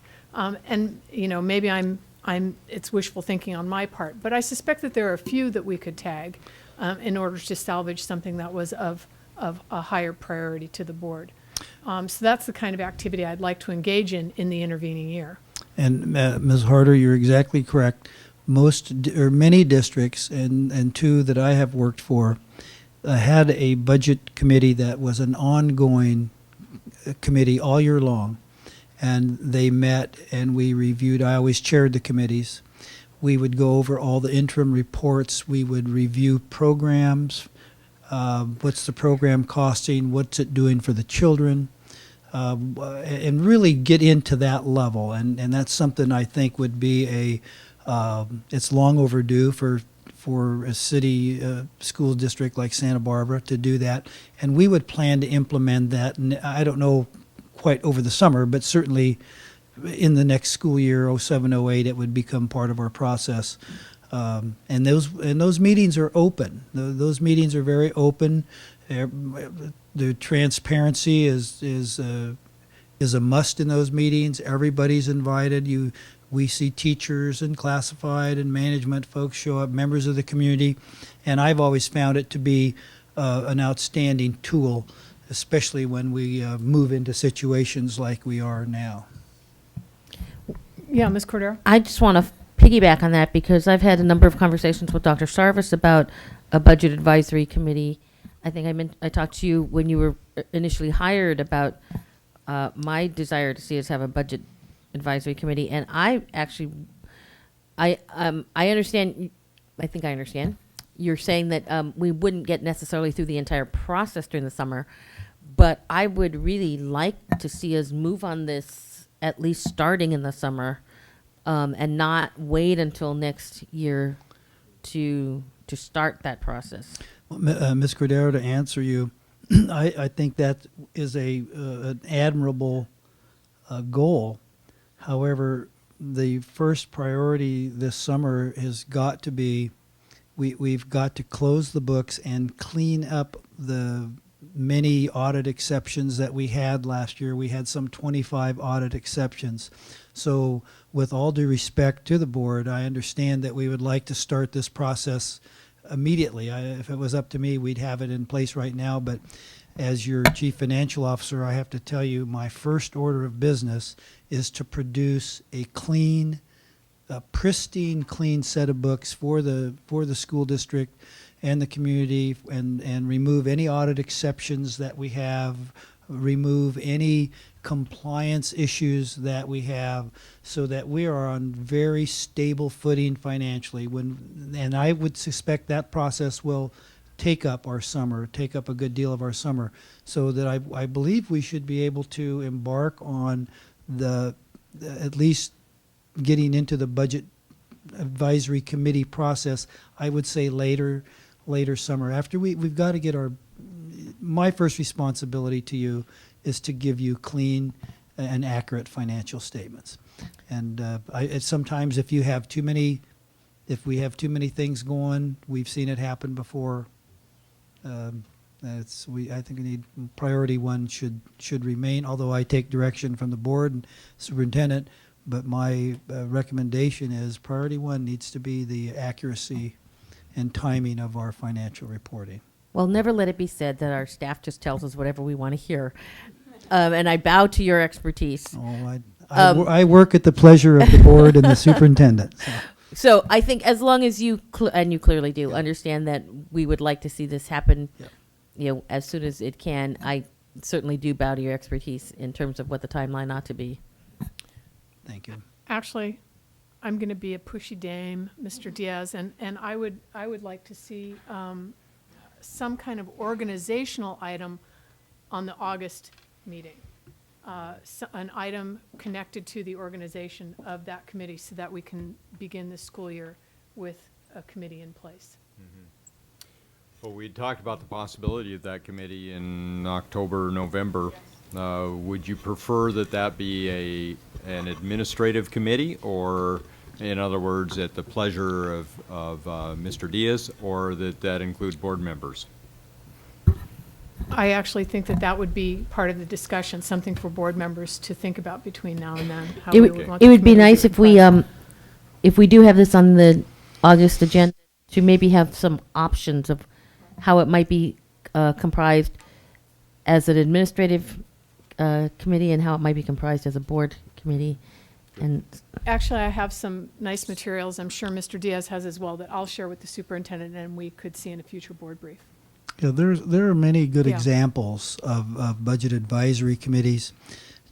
Typically, the most successful ones always include members of the public. They're very open, and they're not just administrative staff of the district, but it's a broad-based group, board members, of course, administrators, members of the public, teachers, classified employees. So in order for you to benefit from its full effect, we need a broad participation, and I think it's reasonable that in August we would be able to come with at least some type of a preliminary blueprint on what these committees might look like, the various flavors of committees, if you will. So Well, I think that's realistic. As far And I actually think we've strayed a bit from our agenda items, so. I'm sorry. for No, that. no, not your fault. We certainly moved in that direction. Final questions for Mr. Diaz before we begin with public comment. Okay, I have some specific questions on number, let's see, 14, 19, and 20. Can you explain those? I see 19 and 20 are under a label supplanting questions, so what's going on there? And 14, what is use EIA funds for newcomer teachers? Robin, newcomer teachers, who's new? Jan or Robin? 14, believe- could you address number 14? Right, I believe that was when we discussed, maybe last time we talked about it. That amount, I believe, is the difference, and we may be talking about two teachers. What I'm familiar with is at Adams School, where there has been a newcomer teacher there that on the books was paid out of general fund. He's been there quite a while. And the EIA Title I categorical funding that typically is in place for newcomer programs and other kinds of supplemental programs are paid out of categorical. That was a regular teacher's position, was being paid out of that. It was less expensive. It was paid for by the site then. Where I believe this is a reflection of us cleaning up those types of funding of, it wasn't really a misuse in a sense, but it was just a different way of doing it. And we're now making it very clear that those types of funds, categorical funds, are only for supplemental positions, which a newcomer position is. Because my concern with that, because of course I am familiar with the Right. Adams one, and I discussed it with the principal. And the newcomer program there has always been paid for out of the staff, the regular staff ratio, and it's a core class. It's the only class for those students. And EIA funds were used for other things. It was used for the assistant for that class, but it hasn't ever been used for the newcomer program at all. It's used for smaller class sizes, it's used for other things. And obviously any difference would be much less than 50,000, so I'm not sure if there's another school involved here, or, anyway, I'm concerned about supplanting there. Right. And then supplanting coming up in 19 and 20 as well. And a little bit more about the newcomer. We're redefining that because you're absolutely correct. It's always been a static place where kids are. We're saying that kids should be more. It should be more flexible. That it should be supplemental, and those students should be back in regular classrooms on a regular basis. Maybe if someone comes brand new to our country, they stay in that class for a bit of time, but they actually are just as soon as possible mainstreamed into other classrooms, and that wouldn't be a classroom that is their like core class. But you'd still be paying for, because of the staff ratio, you'd still be paying for that. Then you'd be putting them in the regular classrooms that'd be assigned to other classrooms. You'd still need to pay for a teacher. It may or may not be less expensive than. Well, you'd get your regular staffing. As kids come in, they'd be assigned to a teacher, as they all are, and the newcomer program would be there like an intervention reading teacher, like any of the other additional supplemental programs. So it would be a pull-out program. Yes. We have the model of other schools that do have that have their core programs paid for by the general fund. Then if they do have a newcomer pull-out program, it is paid for by some categorical fund, usually EIA. Yes, and I could see that. I just don't see it actually saving any money from this, for the district, because you'd still have, you'd have hired a teacher. They may then turn and pay for a newcomer teacher that's just a pull-out teacher, but that's their money. I believe it's the difference in the cost of what our tenured, longstanding teacher, and I'm assuming it's another teacher somewhere else I'm not aware of, maybe in the secondary district, the difference between the cost of that teacher and what a new teacher would be, or a supplemental, what the price for that would be. It may or may not be, and as I think Ed stated, these sums, I mean, the numbers may not be the exact amount, they're an estimate, and in many cases, he's been very conservative in putting the number down. So that's my best answer Yeah. to that, without having It would be done the good work. to know if it's someplace besides Adams as well, because what I could see happening is that the Adams principal would then turn around and say, okay, I'm going to assign this more expensive teacher to a regular classroom, and we'll pull in somebody that's going to teach part-time for the newcomer, and it doesn't actually end up saving the district any money. What's going on with 19 and 20? Are those actual ones that we can use? Have the supplanting questions been answered on those? We have not answered those questions as of yet. We're looking we have core courses, obviously, within our master schedule that are offered for graduation requirements. Students who need additional intensive either acceleration or remediation are placed in a second or supplemental math or English language arts / reading course. We think that we can use categorical funds to staff some of those, either categorical funds, or we can move some of those courses outside the school day and use what school services calls the cash cow, which is supplemental hourly programs, and let the state pay the bill for those courses. We have been using unrestricted general fund dollars to pay teacher salaries for those courses. We think that we can use categorical funds, thus freeing up unrestricted general fund for all of the purposes that we've talked about. We just need to get some clarification. Now, if we have, currently, because we are paying out of general fund, and if we switched it right, it may be supplanting instead of a supplement. But we've released these teachers. We just have to, do the count, look at it, ask the questions of CDE to get their point of view on this, so that we're not caught at an audit and we're not doing anything, wrong. So. When will we have a response on that? I mean, we're expected to take action next week. Yep, that'll be by Next week. Good answer. Other quick questions. A couple of other quick clarifications on this same basis as the kinds of questions Ms. Parker was asking. And I'm trying to get a handle on junior high opportunity classes. If we eliminated them, what would we be doing with students? Well, actually, the state has changed the accounting for those classes.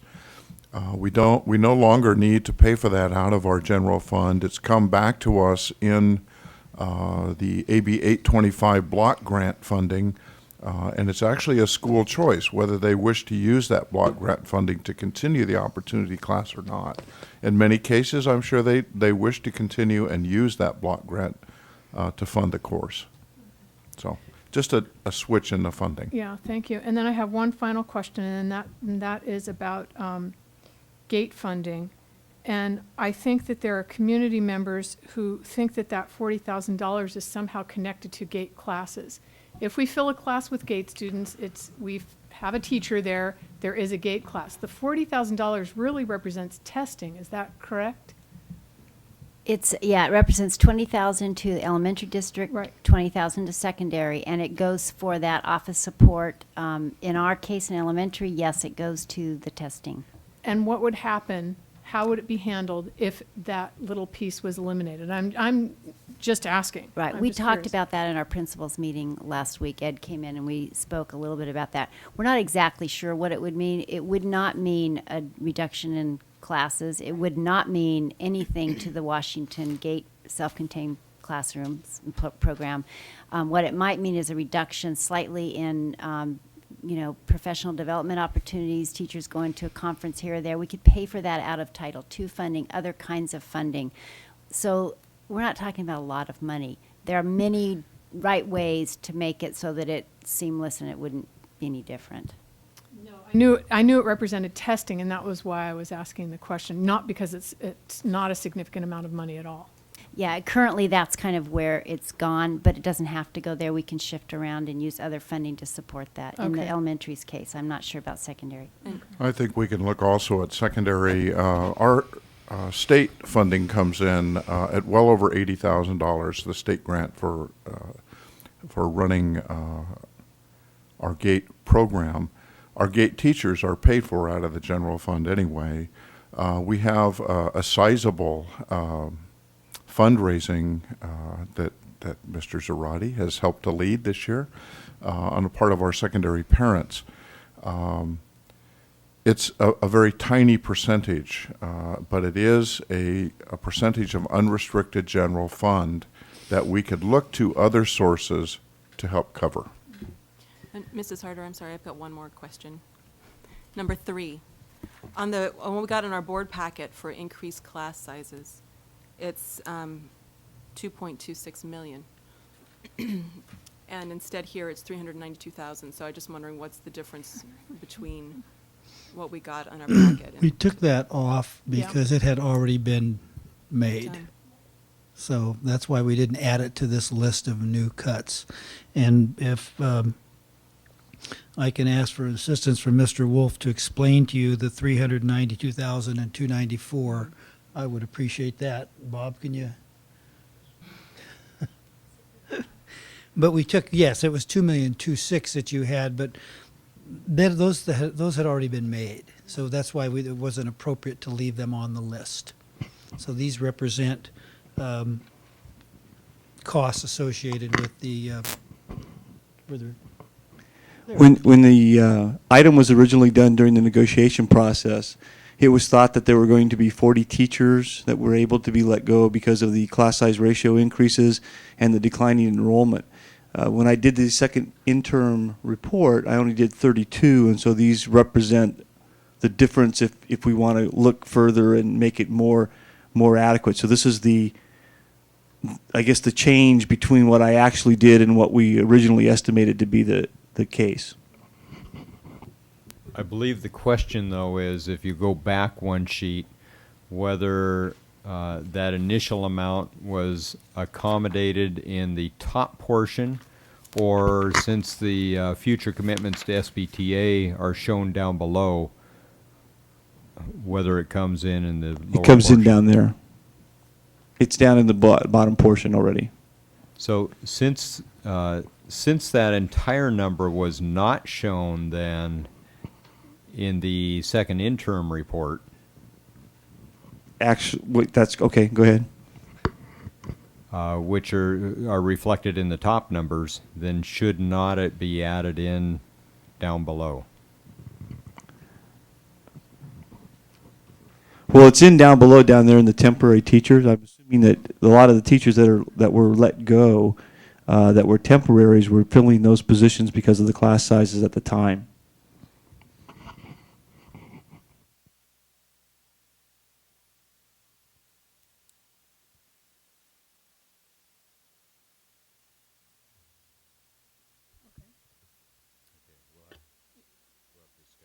Yeah, thank you.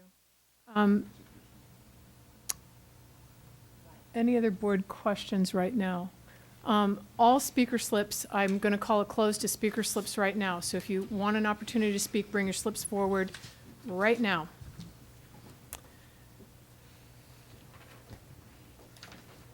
Thank you.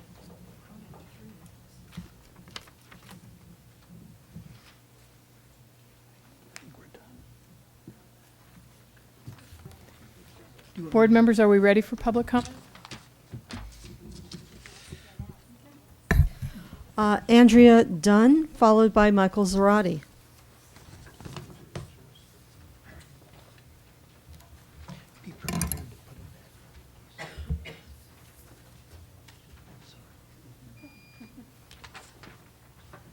My name is Andrea Dunn. I'm a former teacher and a mother of 4. Last summer, we moved to Santa Barbara from out of state. One of the reasons we chose here was for the schools. I credit my high school senior's huge jump in her SAT writing skills to a very accomplished reading English teacher, as well as to the relative small class size here, where personal attention and quick turnaround for assignments have been handled. The proposal of enlarging the class size for freshman English is of particular concern to me. This plan looms hurtful to accelerated learners as well as second language learners and students with learning apathy. A smaller class size in 9th grade English gives all students opportunity to refine life skills and communication. Students need to have the chance to learn to express themselves, organize their thoughts, and express their opinions and perceptions. This is an opportunity for students toward progress and success. Class size, as it stands now, affords teachers opportunity to react to, refine, and encourage development in a timely and constructive manner. An increase in size would only loom detrimental to all involved. I realize that budget constraints create a necessity to be a type of Robin Hood. However, robbing all 9th grade students of a chance to gain accomplishment in written and expressed word is not the place to do it. Thank you. Thank you, Ms. Dunn. Thank you. And I neglected to say, since there are some new faces in the audience, that we allot 3 minutes per speaker, and you get a 30-second warning. And I know you know that, Mr. Zarad. Thank you for the opportunity, Madam President, Board, Dr. Sarvis, and thank you, Jan, for the comment. I'm here representing as best I can the secondary DAC gate committee. And as Jan said, I have been the fundraising chair for the last 2 fiscal years. And this is a parent phone-a-thon plus letters. And that $20,000 is important. As Jan correctly stated, last year the secondary district got about $85,000 from the state and around $20,000 from the district. Now that $105,000 goes to pay Sandy Robertson 2 periods of prep time, which is something that you approved when you approved the GATE application to the state.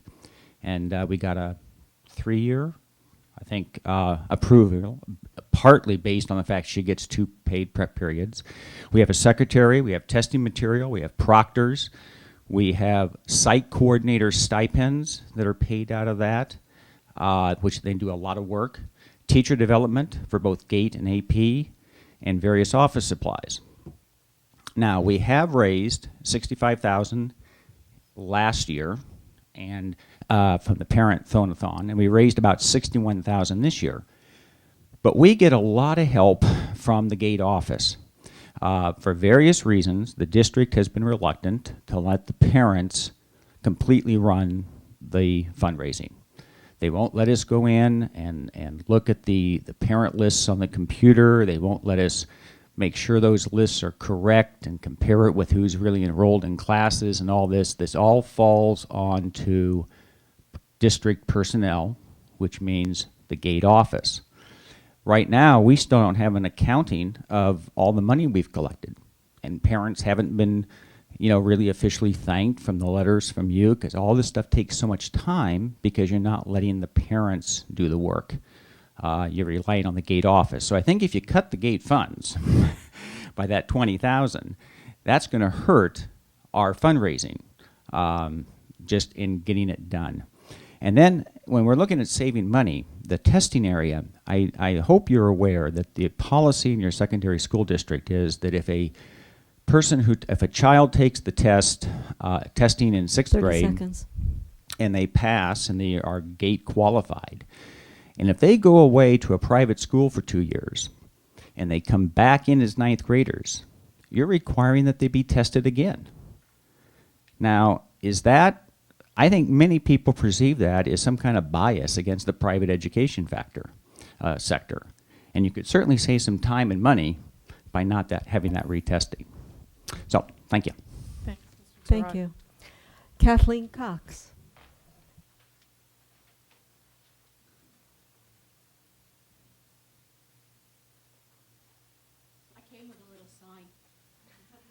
a big sign, because I thought it was going to be standing room only tonight. As I read, I'm a parent at DP, have had 2 successful graduates through the DP, La Colina and DP. And as I read the budget, this is an issue.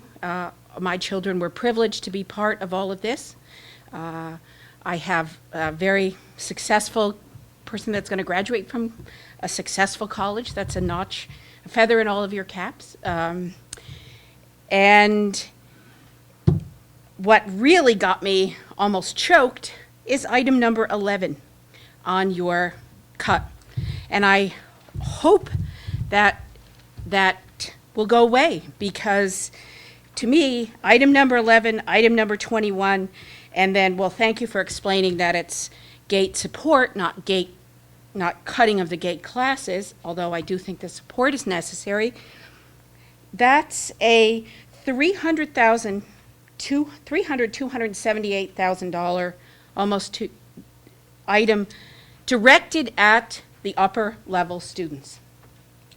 You could say that the 9th grade is for every student, so you can take that 200,000 out. I don't understand, if you're going to cut the support for the IB program, then cut everybody. Cut the MADA, the VADA, the MAD. Is PALM still in existence? You know, cut it all. Don't cut just IB. Come on, folks. That is a gem of a program out there, and it's just starting to take off. I don't understand why you want to shoot yourselves in the feet, arms, and legs by cutting the IB program. You should be spending more money into it. And the GATE, you know, I don't understand. You know, that's what it looks like to me. Going through this, I've been sitting on the school site council for 6 years at DP now, where I know that we have spent all of our money to increase the performance of the lower quartile. And DP has come up with some pretty clever programs. If you're going to put this $50,000 back in on DP's budget, we're not going to be able to do it.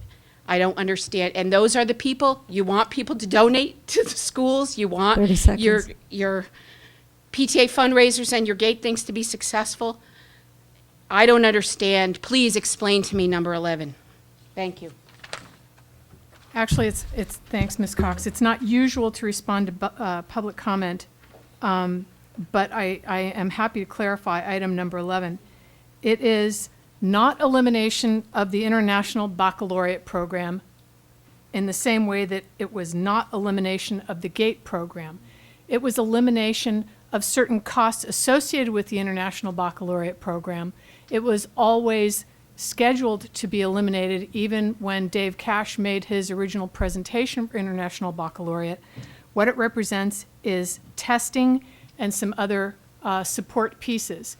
If you pay for your students' AP testing, you will be paying for your students' IB testing. If you can demonstrate that you are qualified for free and reduced lunch, then there would be support for the testing for that student. So I'm sorry that the item is not better described, and we should probably change that since it's sitting on the website and people are accessing it, and I've had a number of emails regarding, in particular, those 2 items. Dr. Sarvis? I'm glad you made that comment, because that was always the original agreement with those pueblos. They asked for 3 years payment for IB testing. It was only to be for a 3-year period. It was to end this year. This was the last year that it was to be on the books. So it wasn't to eliminate the program in any way. Go ahead, Ms. Malcolm. No, I have one more. Oh, okay, one more speaker. Yes. Carol Pasternak.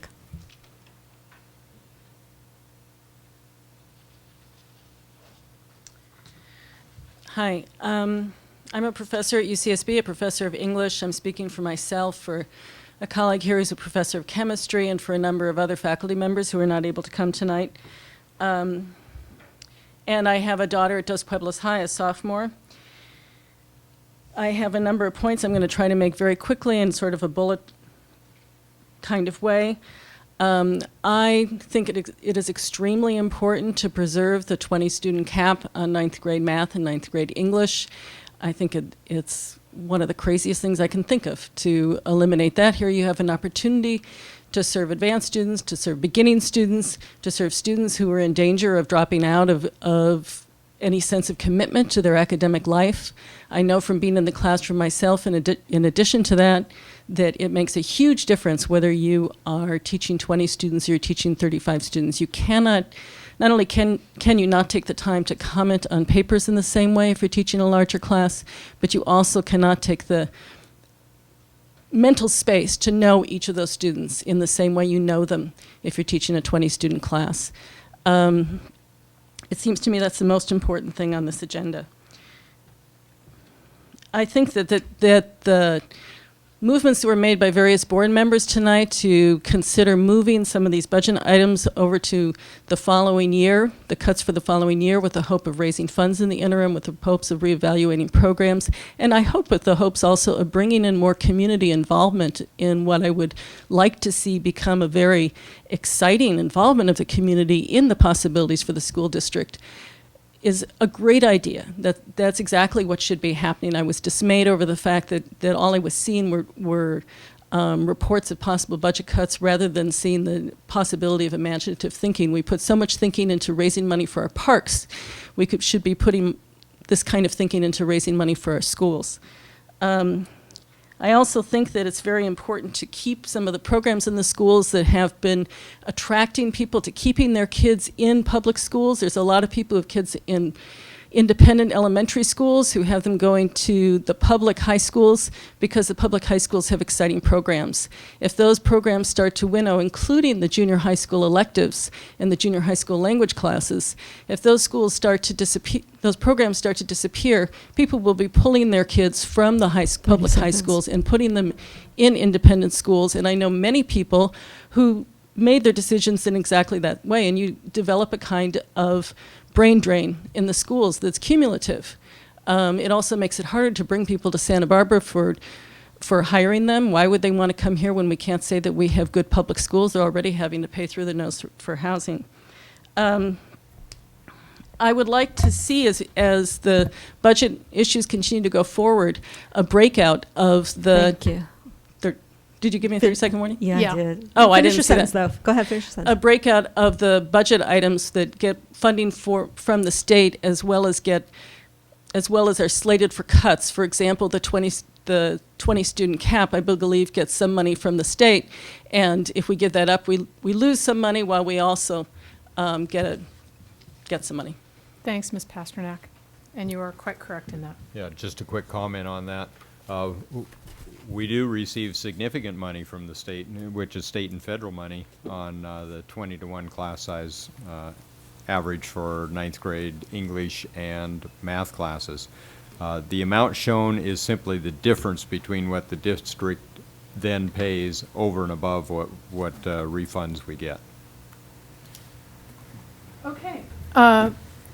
Board discussion, and we actually have a nice, comfortable 20 minutes. I don't mean that facetiously. I know we have another number of other items to get to, but we bought ourselves some time moving expeditiously through other agenda items. So let's talk. Go ahead, Ms. Parker. I have to say that, was it Mrs. Cox who was up there talking about how she thought it would be standing room only? And I am so disappointed that it is not standing room only in here, with parents, with students, and with staff members. When I look at the list, I mean, one of the things that really hits me is the junior high electives, where you're talking about getting rid of the AVID program that we've just put in. You're talking about getting rid of band, then foreign languages, art. I'm not sure, does that include science or not include science? Doesn't include science. But just wood shop, industrial tech, the things that kids really get out of school in terms of enjoyment. I'm just really very sad that it's on here, and I'm really sad that our community doesn't seem to be aware that this is a possibility that we'll have to cut these things. So I hope that we get more people here next week and that we get some communication from parents and teachers over the next week by email and by telephone, because I think that their input is extremely important in this process. So, based on that particular item, the electives for the junior high school, I don't know if you'd be prepared to come back next week, Dr. Sarvis, with some ideas from the junior high school principals. I know that there was conversation that took place that the board has not had benefit of other funding schemes that would not impact the total number of electives. And you don't necessarily need to elaborate on it tonight, but it would be very helpful for us as decision makers to have more information about that.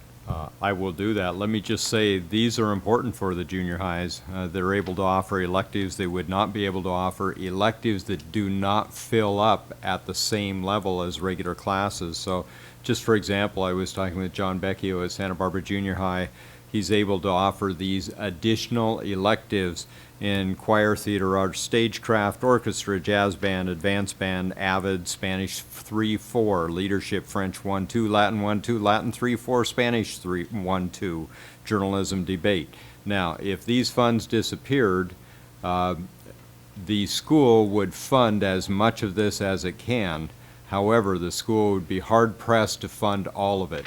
So the alternative funding scheme would be something like cutting 1.5 FTEs and having the school come up with the other, realizing fully that the school is currently spending that money on something else.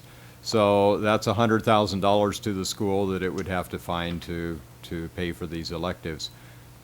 This could be an area that would be moved to, or whatever proportion of this we decided to cut could be moved to the 2008-09 school year as well, and that would give us some additional time. Well, I'm sorry. I was going to ask about that and whether we could see some possibilities of partial cuts, as you were saying. That's a large cut. Would it be, could we look at, if we didn't cut the entire thing? That might be true in some other areas as well.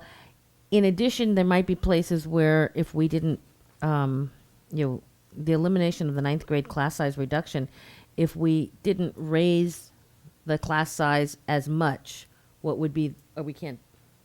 It's not an option for tapping into matching funds. Are you sure? Because I've seen waivers at the State Board of Education for increasing those class sizes. Proportionate? From like 20 to 23. So just to check on that. We will look into that. Can you do? We were playing by the rules. There was a district that didn't, I understand. Is there a possibility of doing of English and math, or can you do one or the other, or do you have to do both? I do not recall whether there is a English first, then math. What does that mean, English first? However, What the does that mean? funding's still proportional, so that if we only do half, we would save half of this money. Right. But I'm sorry, when you say English first, does that mean we have to keep English? Okay. Oh, But I okay, have a okay. clarification question with regard to that. I know that 9th grade class size reduction hits every single 9th grade English class across the district. It is one of the few constants for every single 9th grader. But that's not true of math, and I say that with a question mark. Certain math classes for 9th graders, if they are taking advanced level classes, do not enjoy the 20-to-1 class size reduction, even though it may be filled only with 9th graders. Correct? That's correct. It does not affect advanced level math. Yes. So it would only apply to geometry? Or does it apply to algebra? Just to algebra. Okay. Will you check that, please? Okay. I do want to say also that, I know you're probably aware of this, but I need to state the obvious again, that with this agreement with SBTA, what we've in effect done is changed how we staff the schools.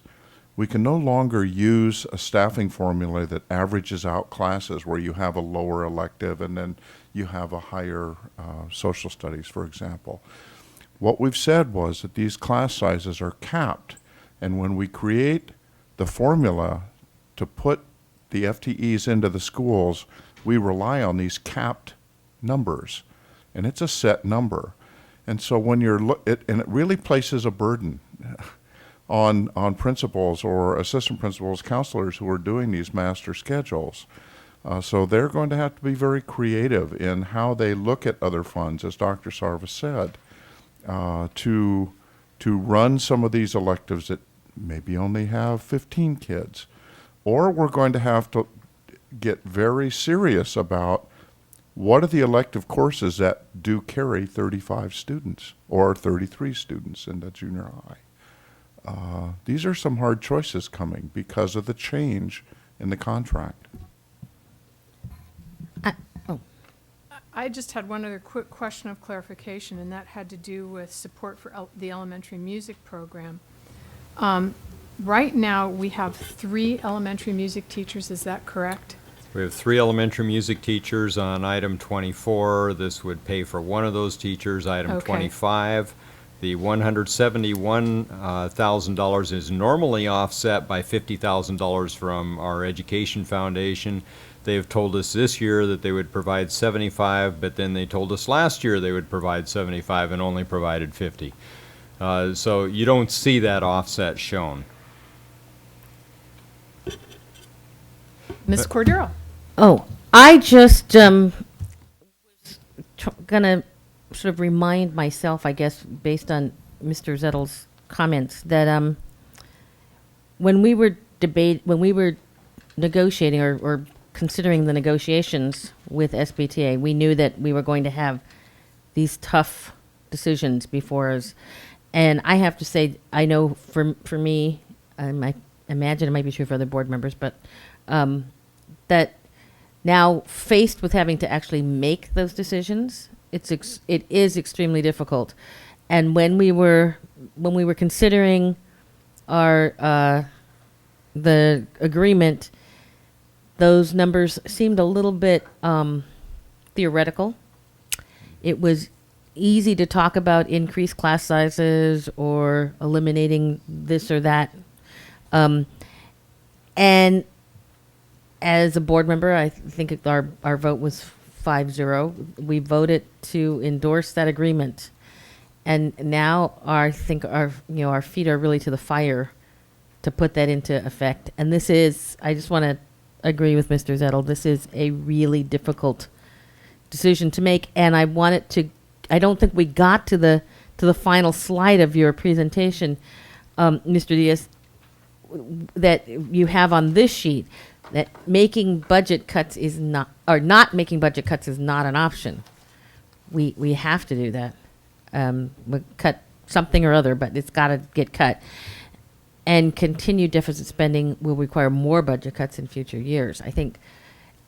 And the final one is important too. That's why we're meeting again, because this was actually due in March.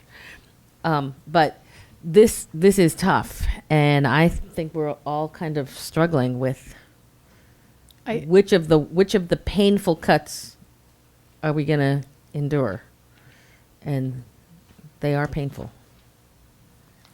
I'm not smiling.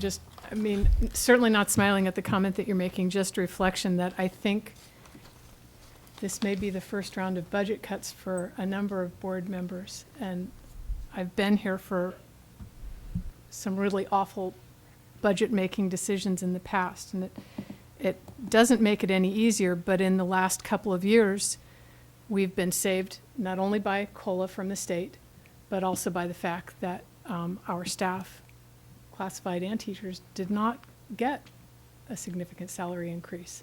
So I think it's a number of factors colliding, continuing declining enrollment. I think we've known that we'd be facing this music for a long, long time, and we can do it. We can survive as a district. We can continue to offer quality education. We have some really hard choices, and I think that I want them, I'm sure we all want them to be choices that are as well informed as possible. Any other questions or comments from board members?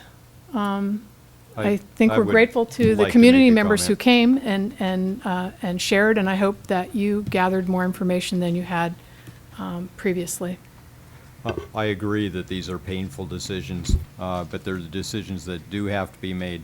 I have one, what I believe, overriding concern, and that's a concern about the loss of talented staff. A number of these cuts are positions, and I would ask you to consider those positions first over other programs. If we can shift money into GATE from other sources, it doesn't affect the GATE program. If we can shift money from other sources to a lot of these, it will not affect these programs. Our agreement with the IB program all along was to end that funding at this point in time. But we have a number of people on the hook. They have letters of dismissal, and they're faced with an uncertain future, and some of those people are our finest people. Not just the teachers that we have been with us for years and years, but some of this new talent that has come to us is particularly important to us. Now, I don't want to give a proposal about this, but I need to identify a couple of areas here. If you'll look at me with on the list at look with me at the list. Item 25, reduced district support for elementary music program. You already moved that to the lowest priority. That's 2 positions or a position and a half. It really depends on whether the Education Foundation comes through. That's a position. The elimination of class size reduction, 21 and a half, item number 21 and a half, 21B. How's that?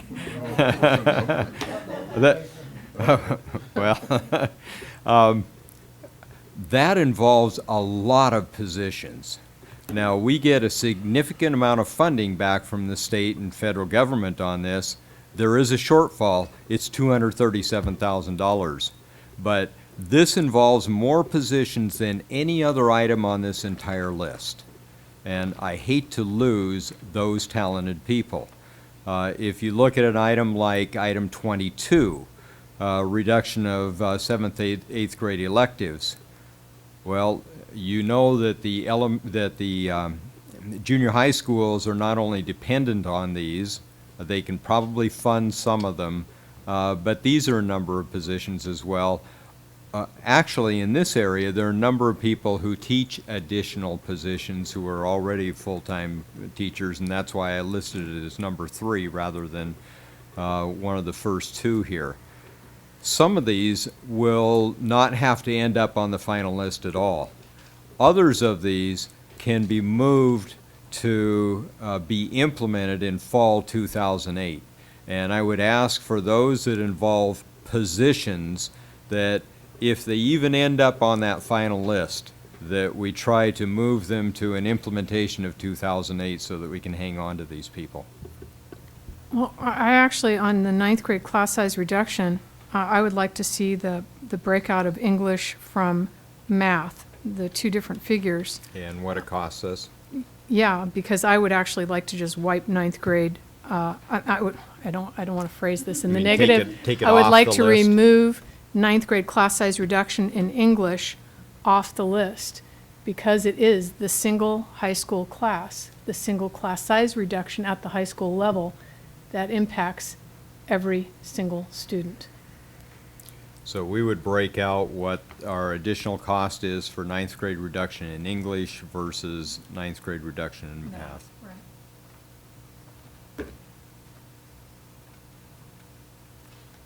And could we show you the number of FTEs that are involved in English and in math then? Absolutely.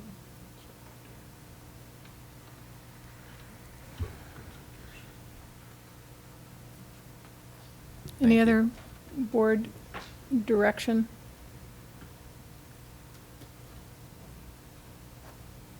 Yeah, deep sigh, big burden. Okay.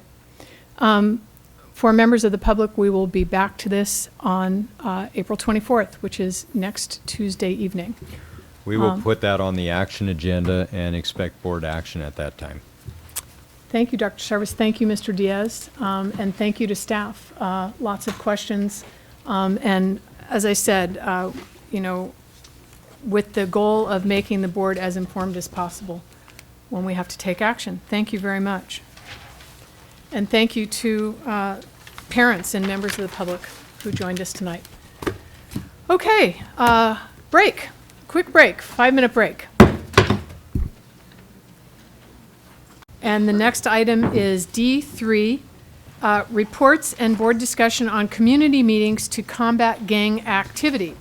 And I will turn this over to Dr. Sarvis and Ms. Cordero. Well, there have been a number of community meetings about gang activity and gang prevention, what we should be doing as a result of the incident a month ago. Ms. Cordero, you attended one of those meetings. I attended a West Side meeting, and I would like to also report on a follow-up meeting on the part of Chamber of Commerce and city leaders, and a discussion that we've had with the police department. So if you'd like to lead off. Sure. Well, I actually have attended 2 meetings. One actually occurred prior to the incident on State Street and was part of the police department's attempts to prevent exactly the kind of thing that occurred. The police gang unit had been meeting with various neighborhood groups to try to address the perception that gang violence was on the increase.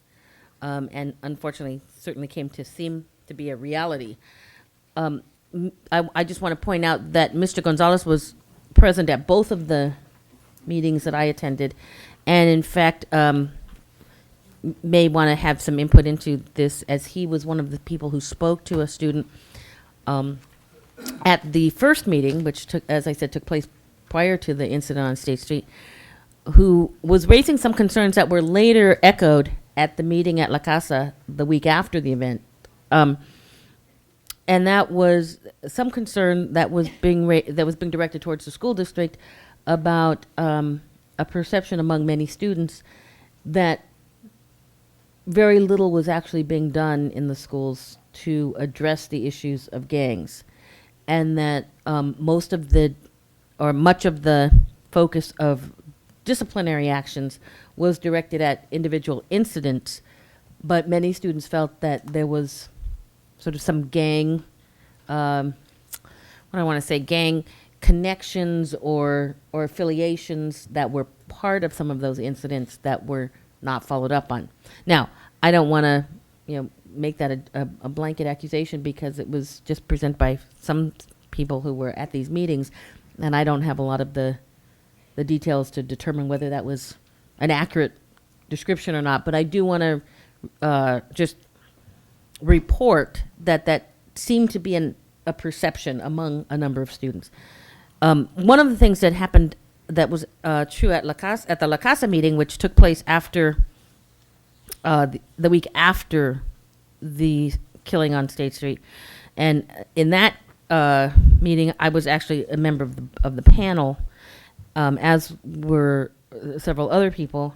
And then at that meeting, I think it was just very interesting that there seemed, on the part of many young people who were in the audience, after the panel discussion, after a number of political personalities had spoken, there was an opportunity for members of the audience to make comments to the general group. And I was really struck by the level of sort of anger and frustration, and in some cases hurt, that the young people were expressing towards mostly, I have to say, towards the city, but certainly some of it towards the school district, a feeling that a lot of these kinds of things have been happening repeatedly in the working class neighborhoods, in the neighborhoods of color, and that they had been largely ignored until they occurred in a more prominent place, where in their perception, where it sort of blackened the eye of the city in the eyes of the tourists. So there was definitely a sense being reflected that that the young people did not feel that their concerns were being addressed. They didn't feel like that their concerns were being heard and sort of taken seriously. And as I said, most of that was directed at the city, and certainly a great deal of it, I'm sure, was an emotional reaction to what had occurred. But some of it was directed at the district, and just the depth of the feeling, regardless of whether it's accurate, inaccurate, but the depth of the feeling that came through was something that I think we as adults, and certainly as members of the school district, should probably be aware of and concerned about, in terms of trying to address those areas that young people seem to feel they're not being heard in. There was the two meetings that I attended. The first one, because it happened before the incident on State Street, there was a lot of sort of very specific tips that the police were giving to the parents in terms of what to look for, what kinds of identifiers they might find. It was many parents were really concerned about knowing what kinds of what kinds of hints or telltale signs they might even notice, because they were saying, there's some things that they might have seen it, but they wouldn't have had any sense that it was an indicator of gang affiliation. So at the first meeting, there were some, I think, fairly specific tips given to parents on what to do. At the second meeting, because it was much more of a community healing type of meeting, there really wasn't any solutions discussed. It was really an opportunity for people to express their emotions and their concerns. So, but I do think that it was a very positive meeting, even though a lot of, negative emotions, or maybe not negative emotions, but painful emotions, were being expressed. I think it was a very positive meeting in the sense that I think it really did help to forward the healing process. And I don't know if Mr. Gonzalez wants to add anything to that or speak. And I think that I think Kate, you were there too. I'm not positive, but I know that Laura was there as well. I think you've spoken to the issue quite eloquently. I think I'll reserve any comments. There's been probably 3 or 4 additional community meetings, and at the appropriate time, we'll make comment about those. You said at the first meeting that there was, they felt there was little involvement in school or little happening in school, and there was more of an individual incidents were dealt with. Was that at the elementary school level or at the secondary level? Or the student who expressed that concern was at the high school level. And her concern was that she felt that that there had been incidents, or at least an incident, where a student was being sort of targeted for gang-related type of harassment, and that it was dealt with more on the incident of what occurred rather than the overarching issue of gang involvement. But as I said, I don't know the full details of that, so I don't want to indict, the process. My concern is more that this is the perception that some students may have, and we've kind of heard this to varying degrees at other, town hall meetings, et cetera, where students have raised concerns repeatedly that they don't feel that their issues are really getting addressed. And so I think we're, given the context in which this meeting took place, certainly the tragedy that we had just all experienced, it kind of resonated even more that we really need to start addressing those, even if they're just perceived slights, that we need to start addressing them in a way that makes students feel heard and cared about. So that was my experience, and I know that Dr. Sarvis attended other meetings. I'd like to report on 2 meetings, 3 meetings actually. The first was one of the regularly scheduled ongoing series of neighborhood meetings by the police department, and it was specifically to talk about gang activities in the neighborhood, about what the neighborhood could do. This one was at Harding School. It took place just after the incident, and Harding School Auditorium was very full as a result. There was some venting at the meeting. There was a good discussion of community watch activities and how people could come together to prevent incidents in the local area. Chief Sanchez spoke very well with the parents. Certainly connects with people very well.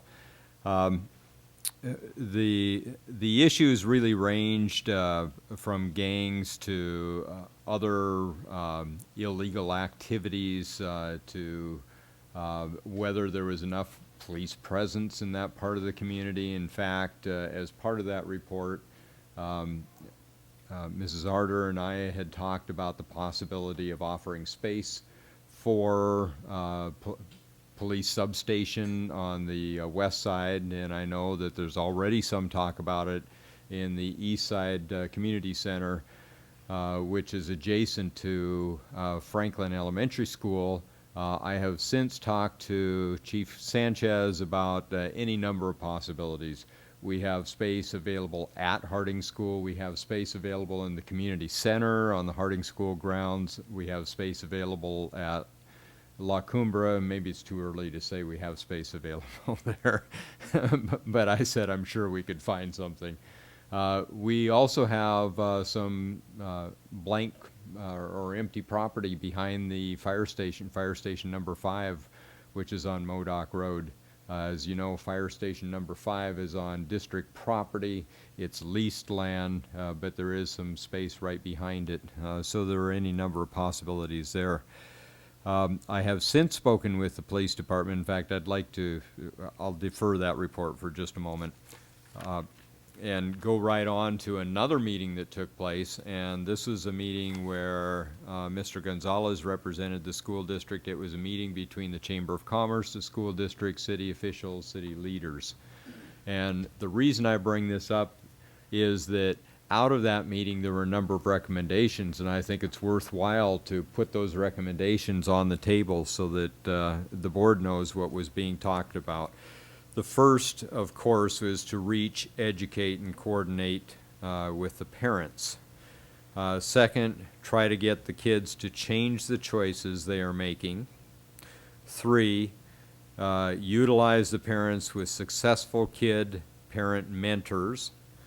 Next, community briefings throughout the city, in parks and libraries, and of course schools could be involved in that. Next, higher police presence can be achieved with current staffing, the possibility of substation at the Franklin Center. Next, possible substation on the west side. The next item is Spanish language citizens academies set to begin in the fall. Committee meetings have been held, discussions to include gangs, bullying, domestic violence, drug use, and finally, close high school campuses. And we've had that discussion. In fact, we had that discussion in conjunction with the nutrition center, the cafeteria at Santa Barbara High School. Here we have a high school that has 18 separate entrances and a lot of bushes you could just walk through, hedges. But it doesn't have a functioning cafeteria that could accommodate even the 9th and 10th graders on the campus. So that's another discussion, I know. The final thing I would like to report on, though, is a meeting we actually had with Assistant Police Chief Rich Goss and police officers. And it was about a program the district used to have called the SHO, the Serious Habitual Offender Program. It was a program that was started in the early 90s. In the early 90s, there was a lot more gang activity in this community. There were a number of things that had been put in place during the 90s. That diminished, and as you know, over the last 4 years, we've seen more and more gang activities. We've seen older gang members who have gotten out of jail. We knew that that might be contributing to it when Sergeant Ralph Molina came and presented to the board almost 2 years ago now, just about this topic. In this program, it provides access to court records for our school personnel, so that we know who the students are who have been incarcerated for stabbing others, for narcotics trafficking, who have a history of assaults. And we will follow up with the DA's office and with the police department to try and get that information in the future. Mr. Gonzalez? Let me share one comment about the Serious Habitual Offenders Program. In just a bit more detail, actually, there's a profile. And if a youngster fits the profile, he or she would then enter the SHOW program. And what the SHOW program would do is it would give schools, probation officers, and the Santa Barbara Police Department, and I suppose the Sheriff Department, though they weren't present at that conversation, a forum to see what do we do if indeed these youngsters need to be on probation, and if they violate probation. That's one aspect of it. And there's another. I represent the district. The district sits on the Juvenile Justice Planning Committee. Yearly, they're required to allocate in a funding plan the monies received by the state and federals under this thing called juvenile delinquency. Up till now, the bulk of those monies have gone to support the truancy, some of the salaries associated with the truancy program through the district attorney's office, as well as the probation office. During spring break, a proposal was passed and approved by the Juvenile Justice Commission that would essentially move the 3 probation officers currently assigned to the truancy program to a new initiative where instead of 3, 5 probation officers would be hired in a school-based capacity. 2 would be assigned to the North County, 1 would be assigned to Lompoc, and 2 to the South County. There's not specific schools we do not know. We do know that they'd be working in the South County at our request with junior high as well as our high schools.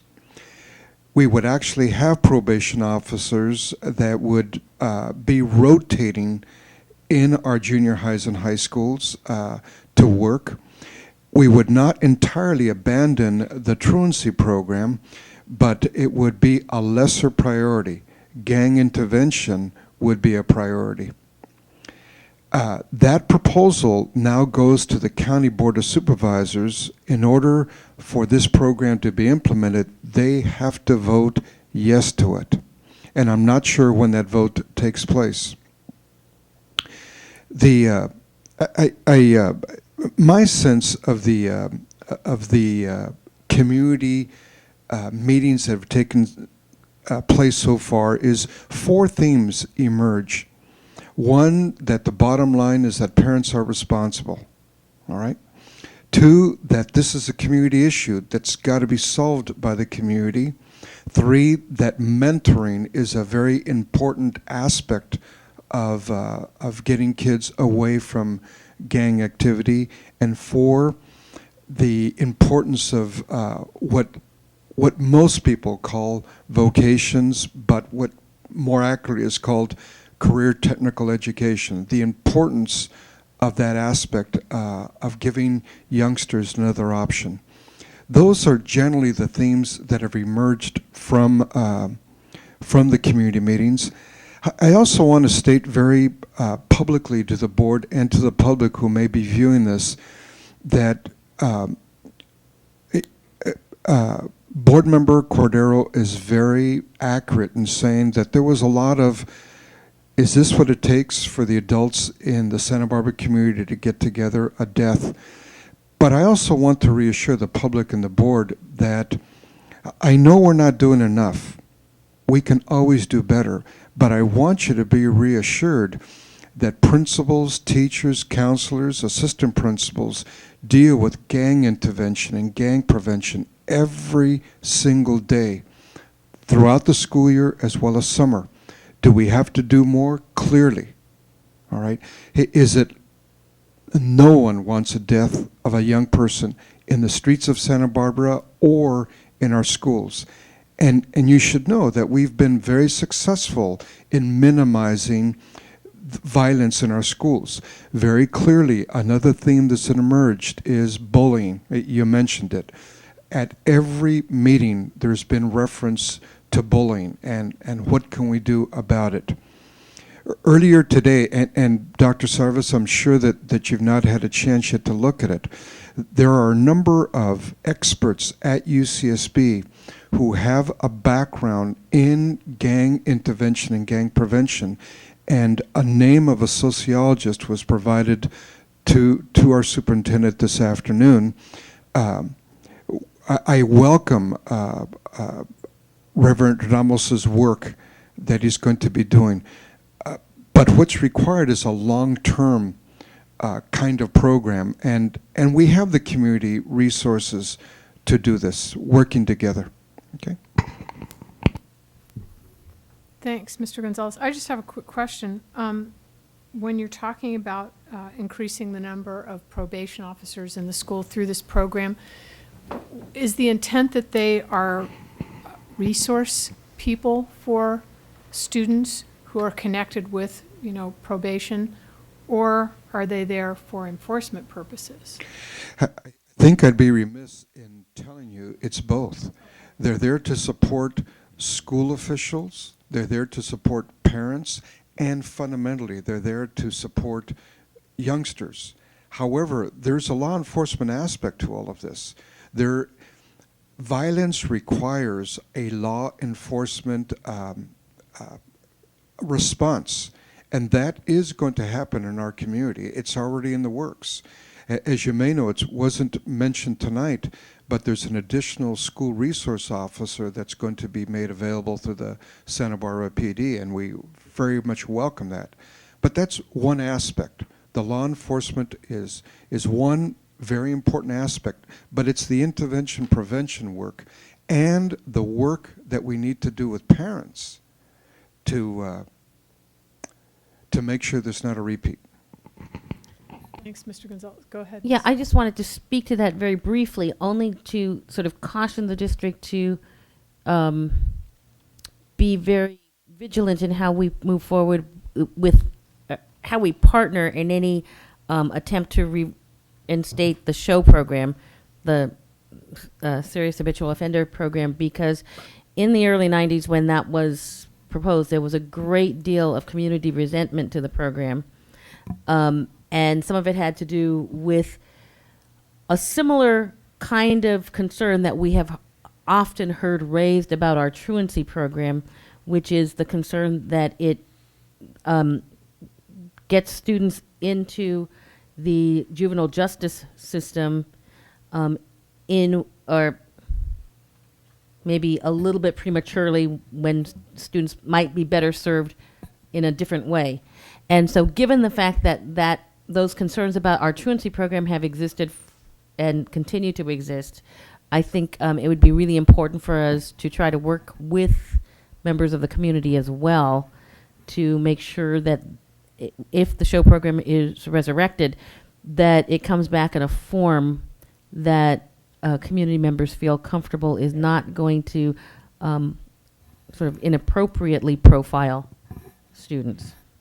I haven't seen the program. In fact, I understand that we used to have probation officers in place on our campuses, and this would be a return to that model.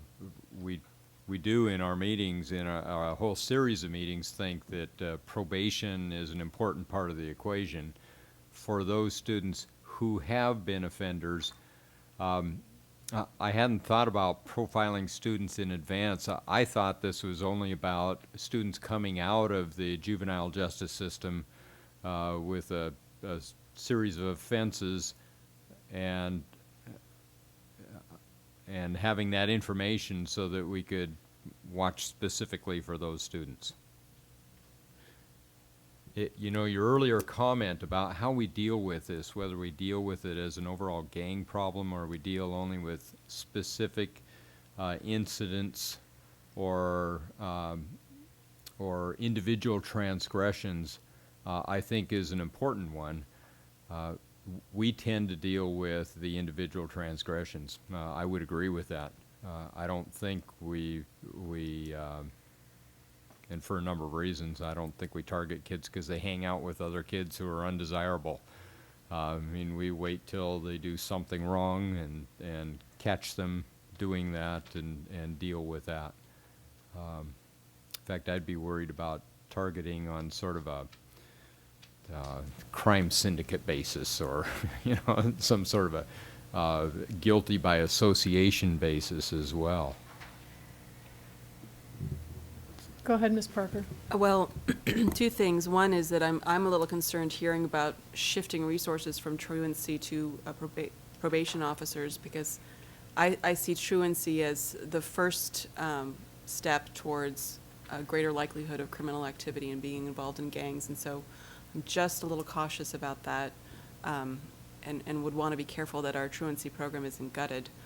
The other thing, though, is that I do think that it's important to be proactive with all students, not to target a particular population at all, but there's a lot that we can do in setting up a framework to make sure that all students know how to be safe and how to conduct themselves and what society's expectations of them are. One of the things that I really hope that we will do is look at the board policy on gangs. We have a board policy on gangs, and I don't think it's been looked at in a number of years. And I think it may be perfectly adequate, but I think it's time for us to look at it again and see if there are things that we can do to update it and to make sure that there's a framework in place that makes it easier for principals and counselors to work to make sure that there's a comprehensive plan in place. Okay, oh, go ahead. Okay. I also have some concerns about the probation being in the schools, in that they are a different institution, and somehow we then become so much aligned with them that we're seen as the schools and the police department become kind of intertwined. I'm not sure. Police department's different From the probation, I'm sorry, it's like a probation department. And I'd rather see us separate. I'm not sure about it, that's all. Well, the start of discussion anyway this evening, and we will have a great deal more feedback after these presentations that take place with students. But one clarification, and that is Richard Ramos, the person who is coming to do these presentations. Mr. Gonzalez rightly referred to him as Reverend Ramos. Yes. But I would like for you to clarify that for us, Dr. Sarvis, with regard to the presentations that he is going to be making in our schools. There will be no religious basis for the presentation. We've talked about that directly, and he said, of course I wouldn't.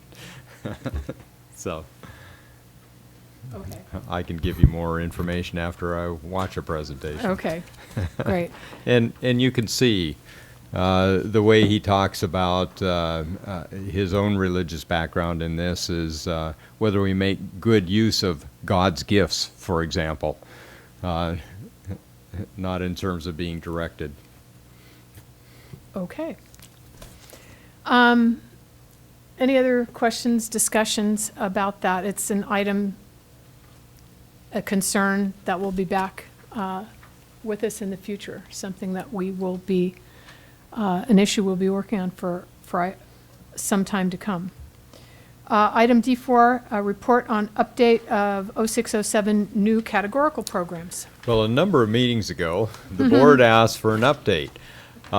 At the time the state budget was signed, there were a number of new programs coming to us, and you know, this all falls into the category of, is the state going to give us the money, or is the state going to give us the money with all the strings attached and all the programs? Well, for each of those programs, there had to be guidelines developed, and we've been able to move ahead on some of them. Some of them are still in process. Most of them are being delivered about now. And as an update as to where we are in this slew of programs, many of them with one-time money, by the way, Bob Wolf will give a presentation of what these programs are, what they're designed to do, and where we are in the development of the program. New state categorical programs are a perfect example of the way bureaucracy works at the state of California. We are taking bids for the London Bridge if anybody wants to purchase that. The state typically makes a lot of promises on July 1st, and you were hit with that and all of these funds and everything, and that's all good and well. Unfortunately, they never come through, because when the governor puts forth in his budget that we have a new categorical program that he is going to fund, once that's approved, it needs to go through the legislative process so the legislators can actually define what it is that he's going to be funding. And then it goes to the state Department of Education, where they set the funding guidelines and determine how much funding is going where. So that's sort of where we are. The Economic Impact Program is not a new program. It is funded new, however. And the new funding on that is that in the past, you were funded on either an English language learner, or you were funded on a low-income disadvantaged child. And if you had one child that was actually both, you only got one funding unit. With the advent of this year, you now get two funding units for that child. So that's why you're looking at a major increase to the funding. The elementary school district almost doubled, and the 1.16 is now confirmed by the state. This program, about 3 weeks ago, they finally came out with the final funding. That program is for economically disadvantaged and English language pupils. Now, originally the program started out as disadvantaged pupils, and then it went to English language pupils, and now it's back to being both. Although it never really lost the disadvantaged pupil one, it's just a matter of the focus of the district. So that really hasn't changed that much. It's about $600 per pupil. The art and music block grant, and these are all ongoing grants now. This is a new grant this year. We have received the 75% allocation, and we're waiting probably next month or in June to wait for the final allocations. You can see the tentative, those are the 75% amounts that the district has received so far. So those are already in our coffers. They can be used for staff or for any standard align materials with the block grant. The PE teachers grant, that application will close. It's a lottery basis. It will give you $35,000 to hire a qualified physical education teacher in grades K through 8. I will remind you that at the bottom end of your salary schedule is about $40,000. So that goes to show you how much you're going to get out of that. It is by lottery. They are going to go around there, so you can make the application, but there is no guarantee that you'll see the funding. And I would venture to guess that there's no guarantee that you'll see the funding this year. Probably next year in September sometime. Secondary school counselors, we have received that funding, or at least the majority of that. We're waiting for the final 25%. The elementary school actually got $5,000. That was sort of unexpected. But that is because OAS has a 7-8 program, and it is for 7-8 or grade 7 to 12. So they did get $5,000 for essentially, which is OAS. And that's to hire appropriate extra counseling and do all kinds of extra work and reporting and things like that. I mean, this program has been before you've seen that, but we have gotten the funding. The after-school program, that's sort of the Prop 949 that finally got triggered this year. La Cumbra. La Cumbra School got $135,000. We had an ongoing program under the old ACES program, and that actually got a boost in the funding. So it was funded at one level. The funding level raised, I think, to $7.35 per pupil hour or something like that. So that's what that increase is. So in the elementary school district, I think it's now about $600,000, right around that. The Casey supplemental instruction materials, that was for our 12th graders and 11th graders that have not passed one or both parts of the Casey. We applied for that. We have the funding. We got that funding actually very early. That actually came in like October. And so that money is being put to good use, I hope, by Mr. Zettel and his teachers. Oral health assessments, that's a new requirement that the district has to notify parents. There will be funding for that, supposedly. But again, we don't know when that's going to be. It became effective this year, and we need to have that done by, I think it's, whatever I put down here, December 31st. And so Ms. Sawaski and the nurses and the other people are actively making those letters and notifications to parents. Oh, this works. That's good. Now below the dark line, you see all of the one-time fundings. The art, music, PE equipment block grant now supposedly will be distributed 75% in April of this year. So sometime this month, as we keep our fingers crossed, we'll hopefully see that. I know I'm being chewed on by principals looking for their funding. Sort of an interesting mix, but it is for one-time purposes, professional development, supplies and equipments. I know at one time when this first was announced, all the coaches decided that that's how they were going to get their professional development and heck with everybody else, and so it was an interesting fight. Career tech equipment, we don't really have that program that I know of that we get that funding. So I haven't seen that. If we do get it, it will be at the high school level. It's for technical education courses, mostly ROP courses, I believe. And we'll have to see if that comes through. I haven't seen anything on that. Teacher, principal, and pupil retention, that's decile 1 to 3 schools. I think we have one school, or we got that funding. We have 3 schools now. So there's no further information on that as to when they're going to fund that, but it's supposedly to help either hire qualified teachers into that or maintain or retain teachers in those schools. Instructional materials and library ed tech grant. Actually, we received that funding, 75% of that. We're supposed to get the rest of it in June, solely for one-time costs, for technical or for instructional. Let's see what else I got down here. The EL, let's see, the site discretionary block grant. We have received that funding, or at least the first 75% of that. And when I'm saying 75% and 25%, this is a new funding model for the state. In the past, the state has based funding on either your P2 ADA from the prior year or your CBEDS on the prior year. And this year, they've decided that since the state districts are in declining enrollment with the exception of charter schools, that they're probably going to save some money or give more money to those schools that are in fact growing. And so what they're doing is they're basing the first allocation on last year's CBEDS and the final allocation on the current year CBEDS. So that's why it's being split, and that's probably the way they're going to operate from now on in. But the site discretionary block grant is here. I think I've seen on the board agenda 2 site plans that have been approved by you at Santa Barbara High School and Santa Barbara Junior High School, which means that they are now allowed to spend their money. Everybody else can't do that until they get their plan approved, and that's by the state law. The district discretionary block grants, those are here. We are using those to sort of trade out unrestricted dollars. We're required to contribute 3% to the routine and restricted maintenance accounts in the district level. Those are normally unrestricted dollars. And then we take 0.5% of that and move that over into Fund 14, which is the deferred maintenance account. We are allowed to use this grant, and with the permissions of the 2 assistant superintendents of those districts, that's what we're doing. So we're sort of replacing unrestricted dollars with restricted dollars for this year in that contribution. The EL. Excuse me, Mr. Wolf, didn't the board see that money on tonight's budget sheet? Yes, sir, they did it. It was the one that said done. Okay, so we made those transfers of the available money that we have. We made those transfers at the second interim. The English language supplemental instructional was a very interesting grant. It was supposed to be for this year.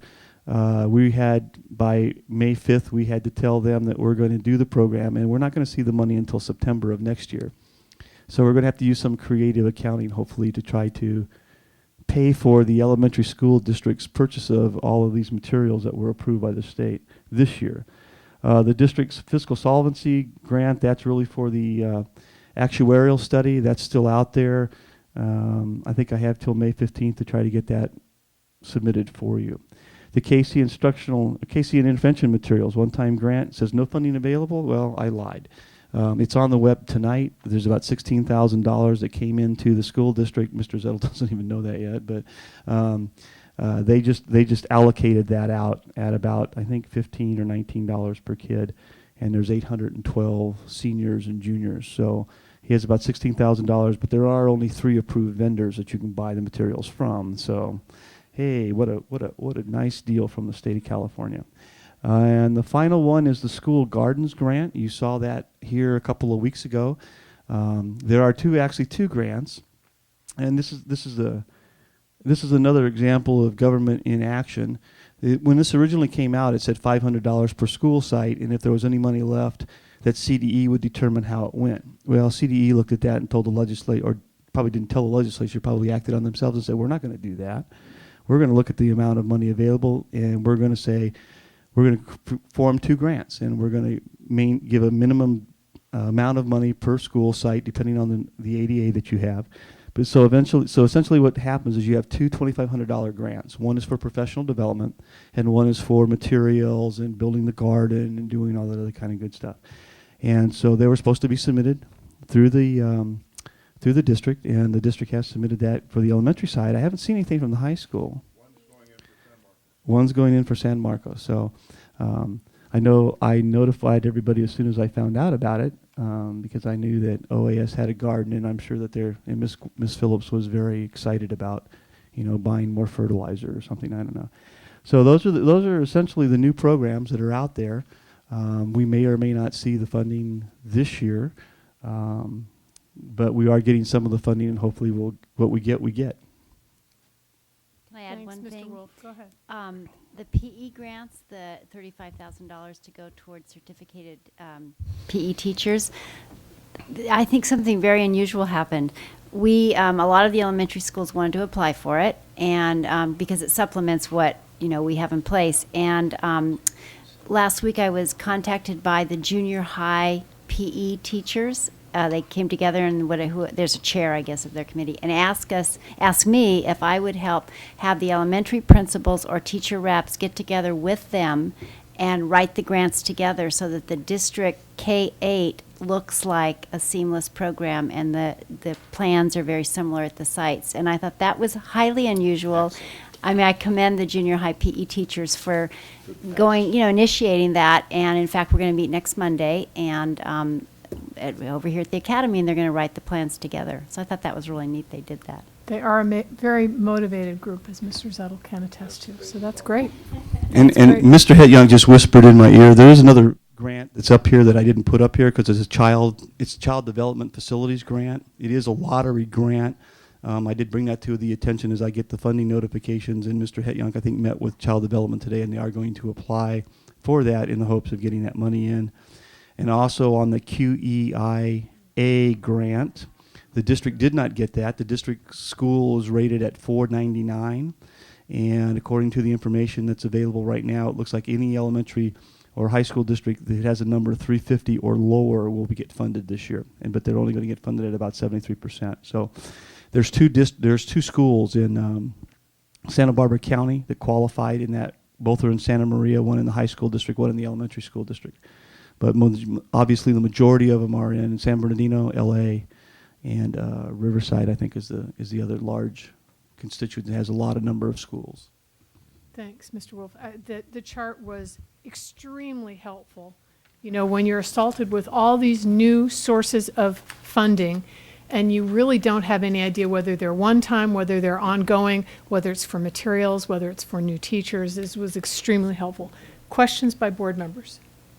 I'm concerned about the site discretionary block grant. We have only seen 2 site plans so far, and we're due to act on those by May. Has that changed? Because originally it was required that we act on it by May. As far as I know, that hasn't changed. The school site councils were supposed to come up with a plan and come up with a funding plan and have it to the board, and the board was supposed to act on those plans by May. And if there was a discrepancy or a disagreement between the board, it was then supposed to go to the county Office of Education for arbitration. Now, if the school site council doesn't give you the plan, you really can't act on the plan. And they're not spending any money until I see that the plan's been approved. And so the money will sit there and be carried over into next year, which essentially you sort of have, because we didn't really get the money until March anyway, so there's not really a Well, whole that's my lot. question. I mean, the state was saying boards need to act on this by mid-May, essentially. Do we, will they take the money away if we haven't acted on it? I don't know. I don't know that they'll take the money away, because there's no mechanism, as far as I know. Prefer to act on those. Yeah. So I'm hoping that the principals are working on those and bringing plans to us so that we don't risk that. They definitely are working on them. We have 2 new principals. I mean, we don't have 2 new principals yet. We have 1 new principal and a potential new principal. So those particular schools, it's been difficult. I was not aware that we might lose the money if we didn't. I mean, I don't think we know that, but it's worth finding out, and certainly we can get plans in place to the board by the end of May. And I don't know about adjusting them later. We'll I have to can't find believe you out. couldn't get waivers on those 2 schools. Yeah, oh, I'm sure we could. Well, as far as I know, there is no mechanism to notify the state that you have or haven't acted on it. I would assume that it would be an audit item, that if they came in and they looked, if the auditors came in and looked and there were expenditures, they would then turn around and say, where's the board approved plan? In my particular case, there's only 2 schools that are spending money, if at all, out of those programs, and those are the 2 with the board approved plans. Because that was already told to the principals and to my staff that we will accept no requisitions, no purchase orders, no nothing on that particular grant until I have a board approved plan in my files. Okay, thank you. We'll follow up on it. Okay. We have a couple more coming on the Other 24th. questions? So, yeah. Other questions? No? Thank you very much, Mr. Wolf. Did you want to have a discussion about the use of Oh, I'm sorry. I was writing notes to Dr. Sarvis while state you were instructional talking. music block grant? And we talked about funding 1 position for elementary out of the Arts and Music Block Grant, the way the money's divided up at $62,000 for elementary. My question was, there's $140,000 being allocated to secondary, and is there a possibility of funding junior high school arts and music programs in part or in whole out of that grant? I realize they must be new teachers. Is that correct? Yeah, that particular grant has to be supplemental services, so it can't be something that you're doing. We've had the discussion on the elementary school side that those teachers at the elementary school side are in fact temporary teachers. They're released, one of them is released every year, and so essentially that person could be brought back under that because he haven't been guaranteed a job. Is there a possibility that that would not have happened already in secondary, that some arts or music teachers at the junior high school level would have received RIF notices? I had that thought when John Vecchio produced a list that had included in those additional electives choir, orchestra, jazz band, advanced band, and I thought it is certainly worth looking to see whether some of these people are temporary people who were then RIFed and who received notices and who we could bring back then under this block grant funding. So we'd have to see which of these electives are provided through teachers who have received layoffs. Dr. Robertson is. But it's worth doing. That's why she stuck around. She knew you were going to ask this question. This could fund 2 of the FTEs. And the other issue, the other issue really here is how you're going to allocate the money, because there is no requirement to allocate this particular grant to the school sites. But if you choose to do that, we're not going to keep it up here at the district level. There's no need for it up here. But depending on how you allocate it or how you decide to use the money or budget the money, will determine what you can do with it. And I think it's important to keep in mind that the principals have all been aware of this, and I'm sure they've got plans in place for the money that they will then not be able to do. It's always a trade-off. And basically for this year, the money has been allocated to the sites in both districts. And so, but next year, there is no guarantee that, one, they'll even be funded even though they're ongoing grants, or what level they'll be funded at, and there has not been a determination yet as to how they're being allocated in the budget year. Thank you for sticking a pin in my balloon. Thank you very much, Mr. Wolf. I just refer all the principals to you. Thank you very much. Are Our next item on the conference agenda is the Academic Performance Index report on state ranks and similar school ranks for elementary and secondary districts. And Dr. Davis Hayden, our Director of Research and Technology And evaluation. and Evaluation. I noticed you didn't use that on your title here. And the kitchen sink too, right? We'll give this presentation. Okay. So this is going to be looking at similar schools and state ranks. And I've done 3 years here, so you can take a look at 3 different years. The yellow here is the current year, or last year's scores, 05, 06. And I've also highlighted the charter schools, and I'll make a mention of that in a bit. I first want to point out the overall school district. This is the elementary school district, and they basically went sideways, a slight decline, -2. But their score is 746, if I can read it from this angle, and 744. I want to go to the secondary real quick here, and 760, 760, 0. So for the API overall score, we went sideways in both districts. Okay. I want to quickly, though, show a histogram. This is all the schools in the state of California API scores. And you can see they make a nice normal curve here, as you would expect. The mean is 731. So our school district is in one of these bars just to the right of the mean, both our elementary and our secondary school district. And that's where we're at in the state of California. I'll be coming back to that normal curve in a bit, but let's go back. If you have any questions, you can ask them. I know there's a lot of information up here. So if we look at the state rank, which I consider the more important of these two, it tells you how your school is doing in comparison to all the schools in the state of California. And we have some schools that just basically are staying the same. A 5 is a decent score. It puts you right in the middle. Okay. Pretty much where the school district is, right in the middle. We have some schools that are getting 2s.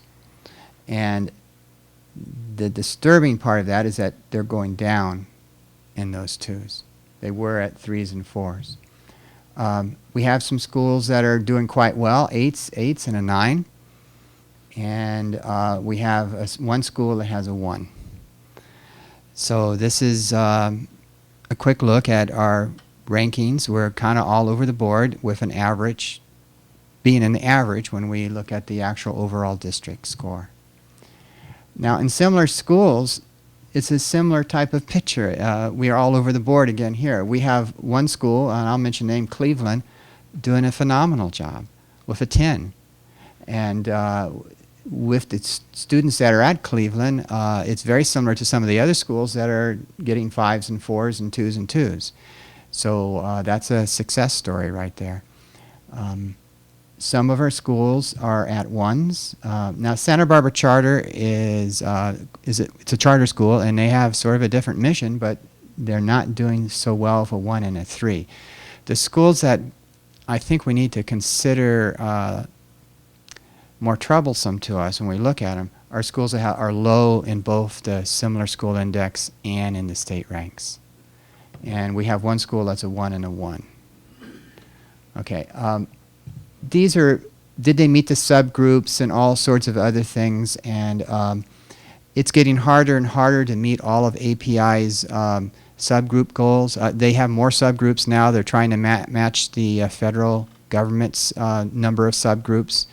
And so it's getting very difficult to have a school meet all of the categories for API. Anyway, and you can see over here the growth, and this is the overall index and whether they went up and down. Once again, the overall growth for the district is -2, and you can see there's some ups and some downs here. Santa Barbara Charter, I've talked to them, and they're not very happy with that -50, and they feel they understand why it occurred, and they've got some things in place to try to reverse that -50. Do you have any questions about the elementary side of the similar schools and state ranks? Yeah, Ms. Parker. Just for me, I want to be clear because I've had some people talk about all this information as if it were all new, but what's really just has come out is the similar schools rank and the state rank. Yes, Because and we had data all the- corrections. And the corrections. Data corrections. There was quite a few data corrections. Because we already had the base and growth from last fall. Yes. And all the, whether they'd met their subgroups and so on and so forth. Where were our data corrections? Did we have some in our district? Unfortunately, when we did the submission of data, SASE, the way data is stored in SASE, which we don't have any longer, we're now in ARES, but anyway, the social economic status is reverse of the way it goes into the pre-ID, and somehow or another we didn't reverse it so that it went in right. So for many of the students, they had the opposite of their social economically disadvantaged status. So that was a major correction for both elementary and secondary. So that's all now corrected over here in the growth and the base. Not the base of course stayed the same, but the growth API. Some schools had some major changes. There was students that were in the English proficiency that were just wrong.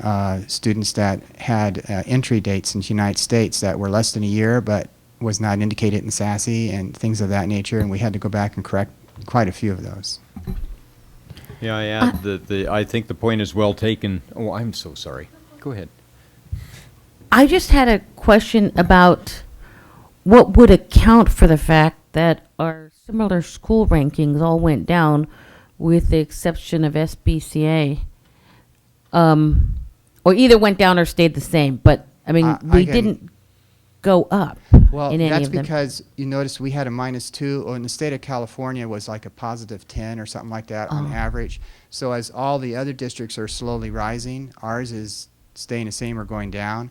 So that means that our similar school rankings, of course, are going to drop as that occurs. Because the schools that we're being compared with were going up while we went down. And I understand that as an aggregate number, but even in the areas, even in the schools where we had some, well, I guess in the schools where we had the growth, we kind of stayed the same. But I mean, even in the schools where we had growth, our similar school ranking didn't necessarily improve. No. And in some cases, even still went down. Because our growth, a 9 is staying even with the 10. Average 10. Now the I see what you're saying. the 21 growth, you would maybe expect it to go up to a 3, but it may have been just on the border line of going up to a 3. Does that help clarify that? I think so. Thank you. So, and this was already at a 10, so it couldn't go up anyway. Is 800 still some sort of a mark? Yes, 800's the mark that they're looking for to say, okay, if you're above 800, it's a that's a decent score. We won't penalize you or do anything in terms of sanctioning you. You don't have to make a growth target after 800. So that's still the goal. Well, the point was a good one, that the rest of the state has been moving up while we have not, and that lowers our ranks. And the second point is the point that Kate Parker made, which was this is all based on tests from last spring, last April and May, and the tests that students are taking now, the next STAR week, exam, and then the week after. We will not have ranks until almost a year from now, based on those results. I want to say one more thing about the charters before we go to secondary. I've highlighted the 3 charters here. And there's been some really large studies coming out recently about charter schools. And I'm going to skim down here and say if this was the distribution for all schools, this was what 10 or 15 years ago they thought, well, charter schools are going to do better, and that would be what we would see. A lot less charter schools, but stronger scores. But 3 large studies have come out, and basically this is what they're finding for charter schools, is that they're basically modeling the same distribution as all the other public schools. And in our district, and I've cited the 3 down here, but in our district, if you look at the charter schools, we have 1 that's doing better, 1 that used to be doing about average but slipped a little bit this year, and 1 that's doing the worst in the district. So we're sort of doing the same thing as the nation, a little bit worse if our charter schools, but they're not necessarily holding up to the promise of being the top scoring schools in the district. Any questions on that one? Okay, secondary then. Secondary, we have this 0 for our sideways. And if you look over here, 888, 999, 444, 777, it pretty much tells the picture for the junior highs. For the senior highs, the 1099, 887, 887. 1 point drop across the board for each of the 3 senior highs, but they're all doing great.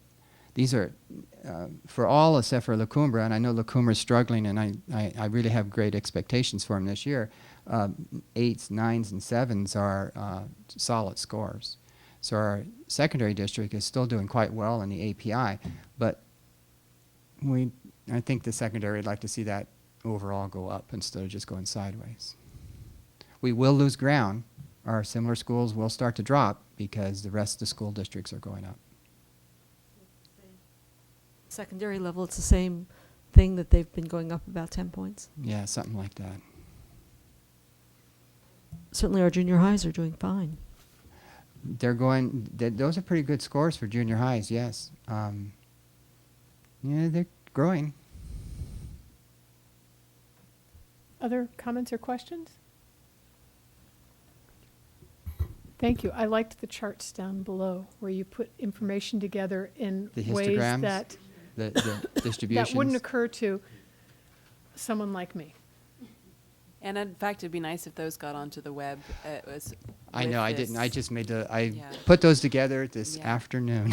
Good job. But it'd be great to be able to refer to them in the future, so it'd be good if they got on there too. Okay. Well, thank you. Thank you so much. I'm glad we got to the report. Okay. Quickly, item B3. Here's my question. We are paying for essentially startup costs and then an annual fee for the storage. But they also charge for retrieval and refiling. How often would we be retrieving and then obviously having to refile? How often does it occur now in our own, using our own space for storage? Because this is where they can really grab you with unexpected costs. So was that factored in? Was it considered? Do we have any idea how many times we go into the basement of a particular school to dredge something up? Ms. Not Harder, very often. The, Yes, go ahead. the current condition of our records would necessitate far more trips currently in their present state. I would submit for your consideration that after they are organized, cataloged, indexed, etc., that the retrievals would be much more efficient and far less frequent. To the extent, however, that statement still does not tell you how much additional cost we're going to incur. I would ask you, though, that at $9,000 a year plus those charges, that's going to be substantially less than you would pay a person to be doing all of that. But I'll get more information for you on that. I thought it was a matter of critical urgency. That's why I proceeded with it, because we had already CPM issues, and we've had we've had teachers who worked here years ago that are calling for their records for their they want to retire now and we can't find them. And so there's a lot of reasons to move forward with this. But your point is well taken, and I'll get more information on it. I have no problem with approving it. I just wanted to make all of us aware that. Well, we'll set up a structure. I think what I'm hearing here is there should definitely be a structure on who retrieves it, a process so that you don't have people all over the district calling in to retrieve something. If you can accumulate the requests over a period of time Yes. and do a single retrieval. Exactly. Yeah, okay. Exactly. And some of this is web-based, will be available on the web so that there'd be a very clear, a clear course to where the items are. But there should definitely be a control process on this. This is not going to be something that just everybody will have the opportunity Okay. to call in and pick something up. Great, thank you. I move the ratification of the Item B3? B3. Okay, Second. thanks. So Ms. Malakoff, Ms. Cordero, all those in favor of approving item B3 signify by saying aye. Aye. Aye. Passes 4-0, and that brings us to our adjournment.